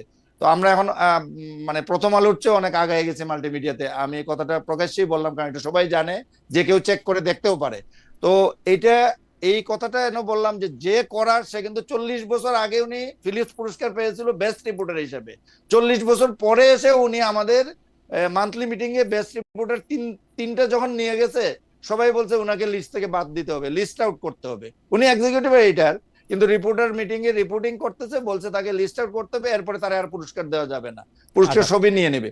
সো যে করার, আমার কথা হলো যে প্রফেশনালি এটাকে নিচে এবং কাজ করছে হয়তো হাতে গোনা লোকজন, তারা হয়তো অতটা দৃষ্টিতে নেই, কিন্তু এটাকে প্রফেশন হিসেবে নিচ্ছে। কিন্তু বড় একটা অংশ আমাদের, যেটা আমি বলছি যে বড় একটা অংশই এটাকে ভিন্ন কাজে এখন ব্যবহার করছে, এই সাংবাদিকতা প্রফেশনটাকে। আর পিআর জার্নালিজমে আমরা টোটালি চলে গেছিলাম। জানি না ভবিষ্যতে আমরা কতদিন আবার একটু একটু করে ব্যাক করার চেষ্টা করছি, কিন্তু সেটাতেও খুব একটা ভালো মনে হচ্ছে না। সামগ্রিকভাবে আপনি একটা দুইটা পত্রিকা ভালো করলেই তো হবে না, সবাইকে মিলিয়েই করতে হবে, পুরো ইন্ডাস্ট্রিটাই করতে হবে। আমার মনে হয় যে এবং সরকারের একটা ভূমিকা থাকবে।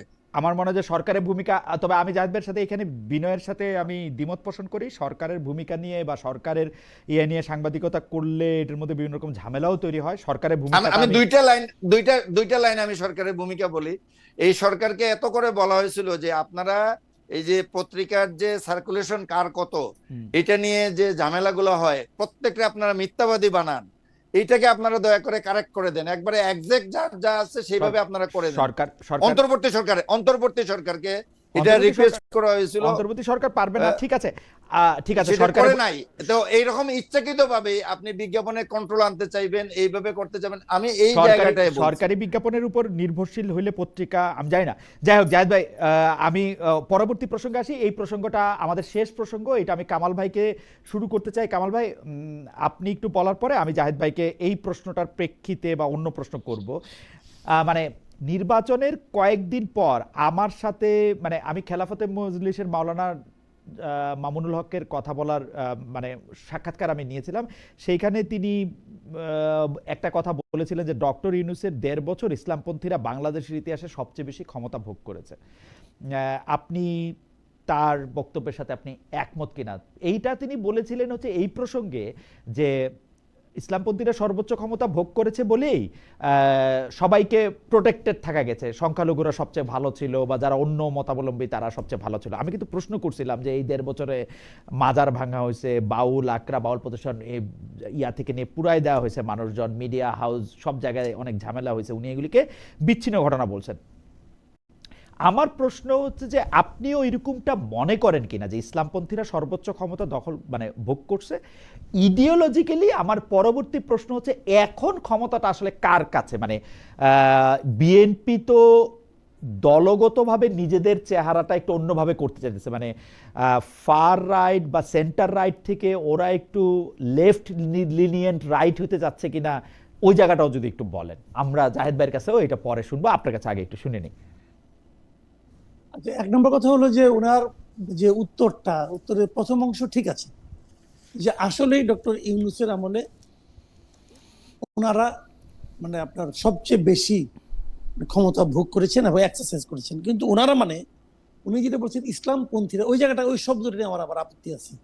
ওটা ইসলামপন্থী হবে না, ওটা হবে ইসলাম নামধারী দলগুলো। কারণ ইসলাম নামধারী দল তো অনেকগুলো, এর মধ্যে সবগুলি দলে কিন্তু ইসলামপন্থী না। সবগুলি দলের মধ্যে একটা কমন, যে সবগুলি দলের মধ্যে ইসলাম নামধারীতা আছে, তারা ইসলামের নাম নিয়ে কাজ করে, এক একজন এক এক রকম ধান্দা করে। কাজেই ওরা অনেকটা পাওয়ার এক্সারসাইজ করছে, সর্বোচ্চ রকমই করেছে, এবং সর্বোচ্চ রকম করেছে বলে নানা রকম অঘটন ঘটেছে একটার পর একটা, এবং কোনো অঘটনেরই সরকার কোনো বিচার করে নাই, ইচ্ছা করেই করে নাই, কারণ তাদেরকে আশকারা দেওয়ার জন্য করে নাই। এবং উনি যে পরে ব্যাখ্যাটা দিয়েছেন যে ওই সময় সব সংখ্যালঘুরা এবং অন্যরা সবাই খুব ভালো প্রোটেকশন পেয়েছে, এটা একটা ডাহা কথা ভাই। এটা উনি ওনার মতো করে বলছে, বাট আমি এটা ফিল করি নাই। আমার কাছে মনে হয়েছে এটা ঠিক না। আমি এটা মেয়েদের ইলেকশনের পরের দিন বিভিন্ন নারীদের চেহারা দেখে, চোখ মুখের ভাব দেখে ওইটা আমি টের পেয়েছি। তাদের মধ্যে মনে হচ্ছে তারা যেন একটা নিঃশ্বাস ফেললো। কিন্তু আপনি তো মাসুদ কামাল ভাই, আপনার মতো নারীদের সাথেই আপনার দেখা হয়েছে, মানে আপনার মানে মানে আপনার আমার যেহেতু কমন ফ্রেন্ড সার্কেল বা আত্মীয় স্বজন সার্কেল, আপনার তো আমাদের সাথেই দেখা হয়েছে, আর তো আর হ্যাঁ, কিন্তু আমি তো অস্বীকার করছি না, কিন্তু তার বাইরেও তো দুনিয়া আছে, তার বাইরেও তো দুনিয়া আছে। এক মিনিট শুনেন, এখানে কিন্তু আপনার পার্থক্যটা বুঝতে হবে যে সরকারে যেই থাকুক না কেন, তার দায়িত্ব হচ্ছে যে কেবল এক ধরনের মানুষের মধ্যে আতঙ্ক তৈরি না করা। মানে এক ধরনের মানুষ আতঙ্কিত হবে, সেটা সরকারের কাজ না। তো যদি আমার মতো মানুষের মনে দেখা হয়, আমার মতো মানুষ যদি আতঙ্ক থেকে বেঁচে থাকে, এটা তো একটা ভালো জিনিস। আমি ধরেন আপনি ইসলামপন্থী আছে, আর ইসলামপন্থীদের আমলে হিন্দুরা যদি আতঙ্কে থাকে, আমি যদি বলি যে আমার সঙ্গে হিন্দুরই দেখা হয়েছে, বা এই হিন্দুরাও আতঙ্কে থাকতে পারবে না, এটাই হলো একটা সরকারি চরিত্র হওয়া উচিত। আপনি ওইভাবে চিন্তা করেন না কেন? তো এতে কোনো সমস্যা নাই। কিন্তু এটা এরকম না তো কামাল ভাই, এটা এরকম না তো কামাল ভাই, এটা এরকম না তো কামাল ভাই, এটা এরকম না তো যে আপনি যারা দেখতে পারেন না তার চলনটা আপনার বাঁকা মনে হচ্ছে, ওরকম না বাঁকা মনে হচ্ছে না। আমি তা বলছি না। দেখেন এখন যেমন বিএনপি আছে, আমি একটা উদাহরণ দিয়ে বলি আপনাকে।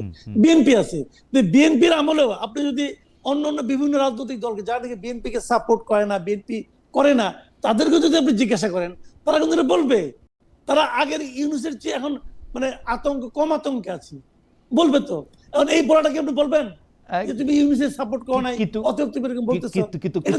কিন্তু আমরা তো এনসিপিদের দেখতেছি যে তারা মনে করতেছিল যে তারা আগে ভালো আছে, এখন সব চাঁদাবাজ হয়ে যাচ্ছে। আমরা বাইরের যে বড় বড় ইনফ্লুয়েন্সার তাদের দেখতে পাচ্ছি যে বিভিন্ন জায়গায় সব চাঁদাবাজরা আসতেছে, বাংলাদেশ ব্যাংক ডাকাতি হয়ে যাচ্ছে। এগুলো তো পলিটিক্যাল লোক। শুনেন, আমি আবার বলছি, আমি কিন্তু বলেছি আমি সাধারণ মেয়েদের মধ্যে দেখছি, তারা পলিটিক্যাল পার্টি করে না। কিন্তু আমি সাধারণ মানুষের কথা ভাবেন না আপনি পলিটিক্যাল যারা নাকি ইনফ্লুয়েন্সার, যারা নাকি পলিটিক্যাল পার্টির লিডার, তাদের কথা তো, তাদের তো একটা ধান্দা আছে রে ভাই। তুই যারা সাধারণ মানুষ, আপনি তাদের কথা বলেন। আমি তো আপনার কাছে আপনি যেহেতু আমার সাক্ষাৎ বড় ভাই, আপনার কাছে যে বিভিন্ন সময় বিচার দেই, এই জন্য বলি জাহেদ ভাইয়ের সাক্ষী রাইকা যে আমি তো সাধারণ মানুষই খুঁজে পাই না, সবই তো অসাধারণ, সবারই তো কোনো না কোনো বক্তব্য বা বায়াস আছে। না শুনেন, বাংলাদেশের সাধারণ মানুষই বেশি। কই, আপনি তো সাধারণ মানুষ খুঁজে পাই না ভাই। পাবেন না কেন? আপনি সাধারণ মানুষ তো খুঁজবেন না, খুঁজলে পাবেন না। কিন্তু আচ্ছা, খুঁজেন না, কি করবেন? হাত বাড়াইলে যার গায়ে স্পর্শ লাগে সেই সাধারণ মানুষ, যে রিক্সায় উঠেন সেই সাধারণ মানুষ, যে কারণ বাজার যার কাছ থেকে বাজার করেন সেই সাধারণ মানুষ। আমার সঙ্গে ডেইলি দেখা হয়। আচ্ছা, ওকে। আমি একটু জাহেদ ভাইয়ের কাছে জানতে চাই। জাহেদ ভাই, একই প্রশ্ন যে মানে আমরা ইসলামপন্থীরা ছিল তারা ভালো রাখছে, এখন এটা যদি আপনি না, আপনি প্রশ্নের দুইটা পার্ট বলছেন, আরেকটা বলছেন যে বিএনপি ফার রাইট থেকে এখন লেফটের দিকে যাচ্ছে কিনা, এটা আরেকটা ভাইটাল কোয়েশ্চেন আপনি করেছেন।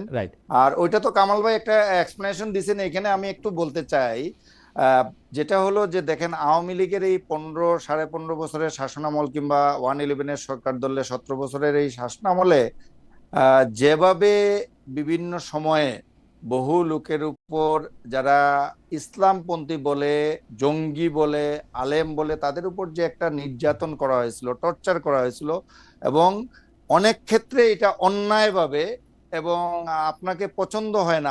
আপনি দেখেন যে 2003 সালে সেই ক্লিনটনের ভিজিটের সময় বুকলেট ছাপিয়ে আওয়ামী লীগ বলে দিল, তখনই বুকলেট ছাপিয়ে যে এই দেশে জঙ্গি আছে। এই যে জঙ্গির বিষয়গুলো আবিষ্কার করে করে একটা ভীতি ছড়ানো হয়েছিল বাংলাদেশের যারা ইসলামী দল করেন কিংবা ধর্মীয় সংগঠন আছেন তাদের ভিতরে। আমি বলি না এখানে উগ্রপন্থার কিছু কিছু লোকজন হয়তো ইনভলভ ছিল, খুবই নগণ্য সংখ্যায়, কিন্তু এর বাইরে এটাকে কেন্দ্র করে আরো বহু লোককে এগুলোর সাথে জড়িয়ে ফেলা হয়েছিল। আর দল হিসেবে যদি বলি যে জামাতে ইসলামকে তো নিষিদ্ধ করে ওই পর্যায়ে রাখা হয়েছিল। আমার ধারণা মামুনুল হক সাহেব ওই কথাটি বলতে গিয়ে উনার নিজের এক্সপিরিয়েন্সের কথা ওনার আছে, উনাকে যেভাবে হেনস্থা করা হয়েছে, তো এই সবগুলো বলতে গিয়ে উনি হয়তো বলেছেন যে ওই সময় থেকে মুক্তি পেয়ে জুলাই অভ্যুত্থানে এর পরে ওই অবস্থা থেকে মুক্তি পেয়ে যারা ধর্মীয় সংগঠন, রাজনৈতিক দল কিংবা বাইরের আলেম সমাজ, তারা একটা নিঃশ্বাস ফেলে একটা ভিন্ন একটা পরিবেশে তারা এই সময়টা পার না, কিন্তু করতে জাহিদ ভাই, পেরেছে। এইটা আমরা কি, আপনি যেহেতু 2003-এর কথাটা তুললেন, সেহেতু আমি বলি বিএনপি শাসনামলে কি বারবার সেই 2001 থেকে 2006 সালের বিএনপি সরকারকে নানা রকম সিদ্ধান্ত নিতে হয় নাই? আপনি যেটাকে জঙ্গি উত্থান বলেন, সেই জায়গাটাকে আমি যদি আলাদা করে রাখি, আমরা কি বাংলা ভাই এই শায়েক আব্দুর রহমানরে দেখি নাই? আমরা কি দেখি নাই 63টা জেলায় একসাথে বোমা ফাটানো? আমরা কি অনেকগুলি সিনেমা হলে বোমা দেখি নাই? আমরা কি টার্গেটেড ভাবে আদালতে বোমা মারা আমরা তো দেখি নাই? মানে আমরা বিএনপি তো আমলে, ঘটনা আমি দেখি 2001 না থেকে না 2006 বলতেছি, আমি খুব ক্যাটাগরিক্যালি বলছি যে 2001 থেকে আমরা 2006 বলতেছি। অবশ্যই আমরা ঘটনাগুলো দেখেছি, কিন্তু এই ঘটনাগুলোর পিছনে কারা জড়িত, যে সরকারে থাকে সে কি কখনো এই ঘটনা ঘটায়? না না, সেই জন্যই ঘটাতে তো, পারে? সেই জন্যই তো এই, আমি সেটাই বলতেছি, আর এবং সেই তারা তো জন্যই তো, অ্যাকশন সেই নিয়েছে, জন্যই তো বাংলা ভাইকে বিএনপিকে, গ্রেফতার করেছে। সেই জন্যই তো বিএনপিকে তাদের না গ্রেফতার শুরু এটাকে করতে হয় নাই। এই জঙ্গিদের বিচারও বা করেছে। কথিত জঙ্গিদের বিরুদ্ধে বিএনপিরই প্রথম ব্যবস্থা নেওয়া হয়েছে। র‍্যাব জি। গঠনের একটা প্রাথমিক কারণও সেটা ছিল, কন্ট্রোল করা যাচ্ছিল না। না র্যাব ঘটনা শুধু জঙ্গি না, যাই হোক না, আমি এখানে শুধু জঙ্গির কথা সন্ত্রাসী বলতেছি না, কার্যক্রমটা আমি অনেক বলতেছি বেশি। অনেকগুলি কারণের একটা সেটা ছিল। এবং আপনার মনে আছে এটাকে জাহিদ ভাই, আপনি আমি মনে বলছি আছে যে যে এটা আমি ওইখানে বাস্তবতার গেছিলাম, কারণে। জাহিদ ভাই, আমি ওইখানে জি, জি। গেছিলাম ময়মনসিংহে, যখন সিনেমা হলে বোমা মারা হইলো একসাথে আমিও ছিলাম, বাংলাদেশে, আমিও আর ছিলাম, হ্যাঁ, গেছিলাম। আমি মাঠে পরে রিপোর্টার গেছিলাম। হিসেবে আমি সেখানে গেছিলাম। সেখানে কিন্তু ঘোষণা দিয়ে বলা হয়েছে যে সিনেমা হলে যে যাবা বোম মারা হবে। হ্যাঁ এইরকম কথা আছে না, কিন্তু আমি যেটা বলছি যে আমি তো এই জন্য বললাম যে এরকম ঘটনা যে কিছু ঘটে নাই সেটা কিন্তু না, কিন্তু এইটাকে ফুলিয়ে ফাঁপিয়ে রাজনৈতিক স্বার্থ হাসিলের জন্য, ক্ষমতায় টিকে থাকার জন্য আওয়ামী লীগ এটাকে যেভাবে ব্যবহার করেছে, এটা অনেক এক্সেসিভ করেছে। আপনি এটার প্রমাণ রিসেন্টলি আমরা অনেকগুলো নিউজও করেছি, কয়েকটা ঘটনা তুলে ধরে যে কিভাবে আপনার এই জাহাজবাড়ির ঘটনাটা সাজানো হয়েছিল। এইটাকে অনেকগুলো ঘটনায় তারা এরকম করেছে। এইটা গেল একটা দিক। আরেকটা দিক আপনি যেটা বলছেন এটা নিয়ে বললাম যে বিএনপির অবস্থান ফার রাইট এবং লেফটের দিকে যাচ্ছে কিনা, এটা নিয়ে আপনি যদি সময় থাকে আমি 2-3 মিনিট সময় একটু নিতে চাই। আপনি একটা যদি হলো 2 মিনিট বলেন, 2 মিনিট আগে বলেন, আমরা একটু কামাল ভাইকে একটু শেষে বলতে আচ্ছা হবে 2 মিনিট। 3 মিনিট সময় দিন। আমরা নির্বাচনের আগে বিএনপি আমার মনে হয় যে এটা একটা স্ট্র্যাটেজিক অবস্থান নিয়েছিল যে তারা কোন দিকে যাবে, কারণ বিএনপির যে মূল সমর্থন দীর্ঘদিন ধরে জামাতকে সাথে নিয়েও তারা আন্দোলন করেছে, এই সেই নির্বাচন সরকার সবকিছুই তারা করেছে। ওইখানে বিএনপির জন্মলগ্ন থেকে এখানে একটা রাইটিস্ট গ্রুপ, রাইটিস্ট বলা হয়েছিল, একটা লেফটিস্ট বলা হয়েছিল, এটাকে সমন্বয় করে এই জিয়াউর রহমানের শাসনামল থেকে শাহজিদ যেমন ছিলেন, মশিউর রহমান জাদু মিয়াও ছিলেন, আব্দুস সাত্তারও ছিলেন, জন্মলগ্নে আপনি লেফটেন্যান্ট মুস্তাফিজ ছিলেন, বি চৌধুরী ছিলেন। এইভাবে যদি আমি একজন একজন করে ডাইনে বায়ে বলি অনেকগুলো নাম বলতে পারবো।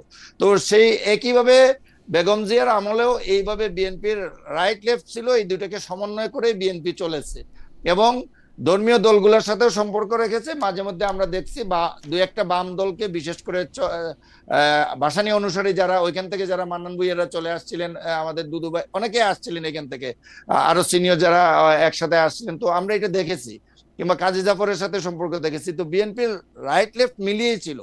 আমার যেটা মনে হয়েছে যে এই সর্বশেষ 1 সালে ক্ষমতায় আসার পর এখানে বিএনপির ভিতরে যারা সমর্থন করেন বিএনপি, এই সমর্থকদের ভিতরে একটা বড় অংশ ছিল যারা ধর্মকর্ম করে, রাইটিস্ট, আপনার সোজা কথায় বললে, এক লাইনে বললে এটাই যে রাইটিস্ট লোকদের একটা বড় অংশ বিএনপির সাথে ছিল।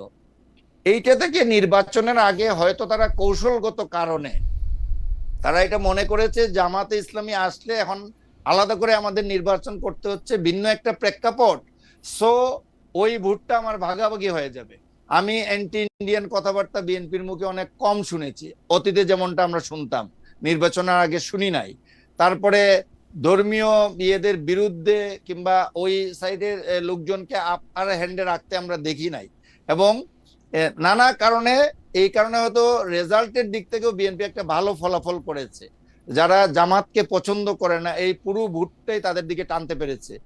অনেকে এই কথাও বলেন যে হিন্দু যারা ভোট দিতে গেছে, আমাদের সনাতন ধর্মীয় লোকজন তারা ভোট দিতে গেছে, যারা বলা হয়ে থাকতো যে তারা আওয়ামী লীগকে সাধারণত বেশি অংশ ভোট দিত অতীতে, তারা যে অংশটাই গেছে তারা বিএনপি কে হয়তো ভোটটা বেশি আমার মনে দিয়েছে। একটু আবার আওয়ামী সমর্থক যারা আছে, আমি শেষ করে নিচ্ছি, আওয়ামী সমর্থক যারা আছে তারাও হয়তো যারা ভোট দিতে গেছে যে অংশই গেছে, এটা 5% হোক আর 10% হোক, তাদের 25%-এর ভিতরে এই ভোটগুলো বিএনপি ক্যাশ করেছে, তাদের বাক্সে ঢুকিয়েছে।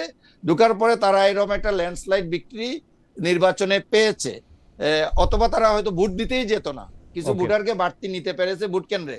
কিন্তু এখন এসে তো আমরা দেখছি, আমি যদি তাদের পুরানো পরিচয়গুলো দেখি, আপনি যেমনটি বলছেন যে আমরা তো বিএনপির স্ট্র্যাটেজিক অ্যাডভাইজার যাকে দেখছি, ওনার ব্যাকগ্রাউন্ড তো আমরা জানি, আপনি চিনি, টকশোতে দেখা হয়, ডক্টর জাহিদুর রহমান বিএনপির কিন্তু প্রধানমন্ত্রী, আমি বিএনপির না, আমি বলছি একবারে সরকারেরই স্ট্র্যাটেজিক অ্যাডভাইজার। তো এইরকম আরো কয়েকটা জায়গায় পোস্টিং আমরা দেখছি। তো মনে হচ্ছে এটা দেখে যে বিএনপি হয়তো বা কিছুটা অবস্থার কারণে চিন্তা করে একটা অবস্থান তাদের পরিবর্তন করেছে। জাহিদ ভাই আপনাকে ধন্যবাদ। কামাল ভাই, আমি আপনার কাছ থেকে এখন একটু আধ্যাত্মিক যে আপনি আসলে আগামী 2 বছর বা 5 বছর কেমন দেখেন? আমরা যদি বিবেচনায় রাখি, আপনার আসলে সময় খুব মানে আমাদের খুব বেশি নাই, কিন্তু আমরা যদি বিবেচনায় বেশ কয়েকটা জিনিস রাখি, একটা হচ্ছে বাক স্বাধীনতা, 2 হচ্ছে ন্যায় বিচার, 3 হচ্ছে যে ইনস্টিটিউশনগুলি ধ্বংস হয়ে গেছে বা কুক্ষিগত হয়েছিল বলে আমরা দেখছি, সেগুলির পুনরুদ্ধার আপনি দেখেন কিনা। আমরা আপাতত আজকে আপনার কাছ থেকে এটা জানতে চাই যে আগামী 2 বছর 5 বছর আপনি কিরকম দেখেন? দেখেন, আমরা যদি ওভাবে ধরি, সরকারের মাত্র আমরা সকালটাও দেখি নাই কিন্তু এখনো, মানে সকাল দেখতে গেলে আরো সময় লাগে, অল্প একটু সময় মাত্র, এখনো মানে 20 দিনও হয়নি এই সরকার এসেছে।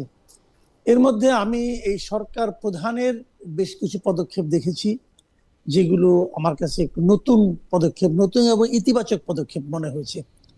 এটা যখন দেখি তখন একদিকে আনন্দিত হই, একদিকে আশান্বিত হই, আবার আরেকদিকে হতাশ হই। এই কারণে উনি যা কিছু করেছেন, যা কিছু দেখিয়েছেন, উনি কার জন্য দেখিয়েছেন? আমার বক্তব্যটা এখানে। যেমন ধরেন, উনি বলছেন উনি সরকারি গাড়ি নেবেন না, সরকারি তেল ব্যবহার করবেন না, সরকারি গাড়ির চালক নেবেন না। সরকারি তেল কতটুকু? দিনে 18 লিটার তেল পান একজন মন্ত্রী। 18 লিটার তেল উনি নিবেন না, এতে কি আমার অর্থনীতি চেঞ্জ হয়ে যাবে? হবে না। কিন্তু উনি এটা বলেছেন কেন? উনি বলেছেন, উনি একটা এক্সাম্পল ক্রিয়েট করতে চেয়েছেন। উনি বলতে চেয়েছেন আমরা সরকারে এসেছি, আমরা জনগণের কাছ থেকে নেওয়ার জন্য আসি নাই, কিছু দেওয়ার জন্য এসেছি। এই এক্সাম্পলটা উনি ক্রিয়েট করতে চেয়েছেন, যাটাকে আমাদের কাছে দেখা একমাত্র উদাহরণ। এর আগে আমরা এরকম দেখিনি কোন প্রধানমন্ত্রী এরকম বলেছেন যে উনি এটা করেছেন। কিন্তু লাভটা কি হলো? লাভটা কি হলো মানে কি, ওনার কোন মন্ত্রী, একজন মাত্র মন্ত্রী ছাড়া আর কোন মন্ত্রী তো এটা অনুসরণ করলেন না। অথচ দেখেন, আমরা যদি হলফনামার দিকে তাকাই, ওনার সকল মন্ত্রীর অর্থনৈতিক অবস্থা ওনার চেয়ে বেটার, এবং এই সকল মন্ত্রীর নিজস্ব গাড়ি আছে এবং সেইগুলি অনেক বিলাসবহুল গাড়ি। উনি সরকারি গাড়ি ব্যবহার করে কি করবেন? ওনার তো নিজেরই গাড়ি আছে, এইটা ওনার জন্য কিচ্ছু না। কিন্তু ওনারা এটা ত্যাগ করলেন না কেন? করলেন না এই কারণে যে ওনারা তো বলতে পারতেন আমার প্রধানমন্ত্রী নিবে না, আমরাও কেউ নিব না। ওনারা তো বলতে পারতেন। কেন কয় না জানেন? আমি বলি কেন কয় না। সংসদ সদস্য হিসেবে শপথ নেওয়ার পরেই ওনারা সবাই মিলে বললেন, সিদ্ধান্ত নিলেন না যে আমরা প্লট নিব না, ট্যাক্স ফ্রি গাড়ি নিব না। সবাই কিন্তু রাজি হয়ে গেছে। রাজি হওয়ার পর এদের মধ্যে অনেকে আফসোসের সীমা নাই, হৃদয়টা ভেঙে গেছে, যেটি কি করলাম, না করে কোনো উপায় ছিল না, সবার সামনে তো না করে কোনো উপায় ছিল না। কিন্তু এখন ওই ভুলটা তারা দ্বিতীয়বার আর করতে চাচ্ছে না। তারেক রহমান বলছে বলুক গা, তাতে কি আসে যায়, আমি এটা মানতাম না। এই যে সংকীর্ণতা, কিন্তু এই যে মানসিক দারিদ্র্য। আমার একটা কথা কন্ত, আমি মন্ত্রী হইলে গাড়ি নিব না, তেল নিব না, সারাক্ষণ আপনার সমালোচনা শুনবো, 36 ঘন্টা কাজ করবো, আমার মন্ত্রীটা হয়ে লাভটা কি? আমি মন্ত্রীটা হবো কেন? আমি আপনার এই সার্ভিস কেন দিব? 22 ঘন্টায় সার্ভিস আপনি কেন দিব? রাখেন, আমি খালেদ বলছি, আপনি খুব ভালো পয়েন্ট ধরছেন। তার মানে আমার লাভটা কি? আমার লাভটা কি? ভাবেন, কিন্তু আপনি কিন্তু লাভের কথা ভাবছেন। আপনি লাভ এবং সে আমি তো এটা একটা চাকরি হিসেবে দেখতেছি কামাল ভাই, আমি তো এটা চাকরি হিসেবেই দেখবো। আপনি দেখেন চাকরি হিসেবে, হ্যাঁ। কারণ আপনি সারা জীবন চাকরি করছেন, কোনো হ্যাঁ। সমস্যা নাই। হ্যাঁ। আমিও চাকরি হিসেবে দেখি। আমি আমিও চাকরি হিসেবে চাকরি দেখতেছি। হিসেবে হ্যাঁ। আমিও চাকরি হিসেবে দেখি politics তো- বলেই হ্যাঁ আমিও চাকরি হিসেবে দেখি বলেই হ্যাঁ। আমি কিন্তু আমাদেরই বন্ধু কলিগ জাহিদ যখন নাকি প্রতিমন্ত্রীর মর্যাদায় গেল, তখন আমি কিন্তু অবাক হয়েছি। হুম। এই যে চাকরি হিসেবে তার ভালো না, চাকরি হিসেবে জাহিদ যা ইনকাম করতে ইউটিউব থেকে তার 4 ভাগের 1 ভাগও সেখানে পাবে না। কিন্তু আমি তো আমার মতো অবাক, কিন্তু ও তো অবাক হয় নাই, কারণ ওর তো অন্য উদ্দেশ্য, আমার উদ্দেশ্য মিলে না। এই জন্য আমি আপনি কিন্তু চাকরি হিসেবে বিচার করি। বাট যিনি মন্ত্রী হবেন, হ্যাঁ। আমি কিন্তু মন্ত্রী যিনি হন তাকে তো আমি একজন চাকরিজীবী মনে করি না। আচ্ছা, তারেক রহমান কি চাকরি মনে করে? বুঝান তো ভাই আপনি আমাকে। আচ্ছা, উনি যদি মনে না করেন। প্রধানমন্ত্রীটা চাকরি দেখেন, প্লাস, আমি বলি, প্রধানমন্ত্রীটা চাকরি আপনি প্লাস। তাহলে আমার কথা কিন্তু ওইটাই, যে জি। উনি যে এক্সাম্পলটা, আমার মূল যে কথাটা, মূল পয়েন্টে আসেন, মূল পয়েন্টটা হলো যে উনি যে এক্সাম্পলটা ক্রিয়েট করতে চাচ্ছেন, হুম। এটা কিন্তু একটা মানসিকতার ব্যাপার। না আমি এই মানসিকতা আমাদের মন্ত্রীদেরকে টাচ করে না।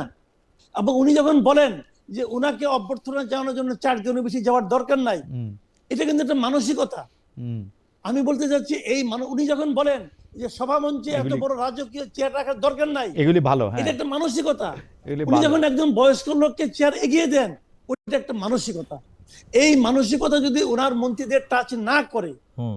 ছোট ছোট ক্ষেত্র, এগুলি কিন্তু খুব ছোট ক্ষেত্র, হুম। এইগুলি করার কোনো ব্যাপারই না। এই ছোট ছোট ক্ষেত্র যখন ওনার মন্ত্রীরা ওনাকে অনুসরণ না করেন, তখন আমি মনে করবো উনি যখন বলেন যে আমি দুর্নীতির গলা টিপে ধরবো, ওই বড় মানসিকতা ওনার মন্ত্রীদের টাচ করবে না, এবং ওই জায়গাটাতে আমার আতঙ্ক। Thank you so much. আচ্ছা, আমরা অনুষ্ঠান শেষ হওয়ারও সময় পার হয়ে গেছে, কিন্তু জাহিদ ভাইকে দেখে মনে হচ্ছিল যে জাহিদ ভাই উসকুস করতেছে, কিছু একটা কি বলবেন জাহিদ ভাই? 30 সেকেন্ড। না না না, কামাল ভাই অতি চমৎকার একটা, আরেকটু বেশি সময় দেন, কারণ এটা তো একটা ভাইটাল জিনিস। না জাহিদ ভাই আরেকদিন কথা এটা নিয়ে বলবো, আমার একটু সময় দেন। জাহিদ ভাই আরেকদিন না না, বলবো। একটু আচ্ছা আমি একটু বলে দিই, তারপরে শেষ করে দেন না, আপনি। আমরা শেষ করে- যেটা হলো, দেখেন কামাল ভাই যা বলছেন, আমি ওনার সাথে এই জায়গাটুকু পুরোটাই একমত। উনি যা বলছেন, আরো এক্সাম্পল দেয়া যাবে যে জনাব তারেক রহমান প্রধানমন্ত্রী হিসেবে চেষ্টা করছেন কিছু এক্সাম্পল সৃষ্টি করার, এবং এটা অন্যরা যদি অনুসরণ করে, এটা আর্থিক বিবেচনায় তেমন কিছু না, কিন্তু এইটা অনুসরণ করলে এটার একটা বড় ধরনের ইম্প্যাক্ট সমাজের মধ্যে ফেলতে পারে। আবার পাশাপাশি যেটা বলবো যে দেখেন, কিছু নিয়োগ নিয়ে কোয়েশ্চেন আসছে। এই বাংলাদেশ ব্যাংকের গভর্নর, আপনি দুদকের চেয়ারম্যান এবং মেম্বারদের এইভাবে চলে যাওয়া, কিংবা আপনার কি বলে ট্রাইব্যুনালের চিফ প্রসিকিউটর যিনি অনেক ভালো করছিলেন বলে আলোচনায় ছিলেন, তার এইভাবে চলে যাওয়া হুট করে, এগুলা সবই সরকারের প্রেরোগেটিভ। সরকার নিজে এগুলা করতেই পারে, কিন্তু আবার পারেও না। চেয়ারম্যানকে আপনি 5 বছরে, আপনি দুদকের চেয়ারম্যানকে 5 বছর, গভর্নরকে 4 বছরের জন্য নিয়োগ দিয়েছেন, আপনি এটা পাবলিকলি এটাকে জাস্টিফাই করতে পারেন নাই। সো এইগুলোতে যে পরিবর্তন আনার কথা জুলাই সনদে বলা হয়েছে, এবং এটা ব্যক্তির উপর কিংবা এর উপর নির্ভর না করে একটা কমিটি, এবং যে কমিটিটা সরকার আপনার কাছে টাইম নিয়ে এগুলোর জাস্টিফিকেশনটা তুলতে আসে। রাইট, এই জন্য আমার মনে হয় যে এই ছোট বিষয়গুলোর পাশাপাশি ওই বড় বিষয়গুলোতেও সরকারের দৃষ্টি দিতে হবে। তাহলে দিন শেষে কিন্তু এটা পজিটিভ হবে না। এটার যতই আন্তরিকতা থাকুক, বাস্তবে এটার প্রতিফলন না থাকলে, সর্বক্ষেত্রে বড় বিষয়গুলোতে আপনার যদি প্রতিফলন না থাকে, তাহলে ভালো রেজাল্ট নিয়ে আসা যাবে। জাহিদ ভাই আপনাকে ধন্যবাদ। মাসুদ কামাল ভাই, অনুষ্ঠান শেষই করে দিছিলাম, কিন্তু একটা দর্শক মানে অনেকবার একই মন্তব্য করছেন, এইটা নিয়ে যদি আপনি 10 সেকেন্ড একটু বলেন। উনি আপনাকে অ্যাড্রেস করে বলছেন, মাসুদ কামাল ভাই আপনার কথা শুনলে তো মনে হয় মোহাম্মদ ইউনূস বাংলাদেশের দায়িত্ব নিয়ে মহা ভুল করে ফেলেছেন। এত ভুল করলে তার শাস্তি কি হওয়া উচিত বলে আপনি মনে করেন? আপনি একটা যদি উনি ভুল করেছেন কি করেন নাই সেটা তো ওনার ব্যাপার, কিন্তু আমরা ওনাকে পেয়ে আমরা ক্ষতিগ্রস্ত হয়েছি, এবং আমাদের ক্ষতির কারণে আমি মনে করি ওনাদের প্রত্যেকটা কাজকে জবাবদিহিতার মধ্যে আনতে হবে।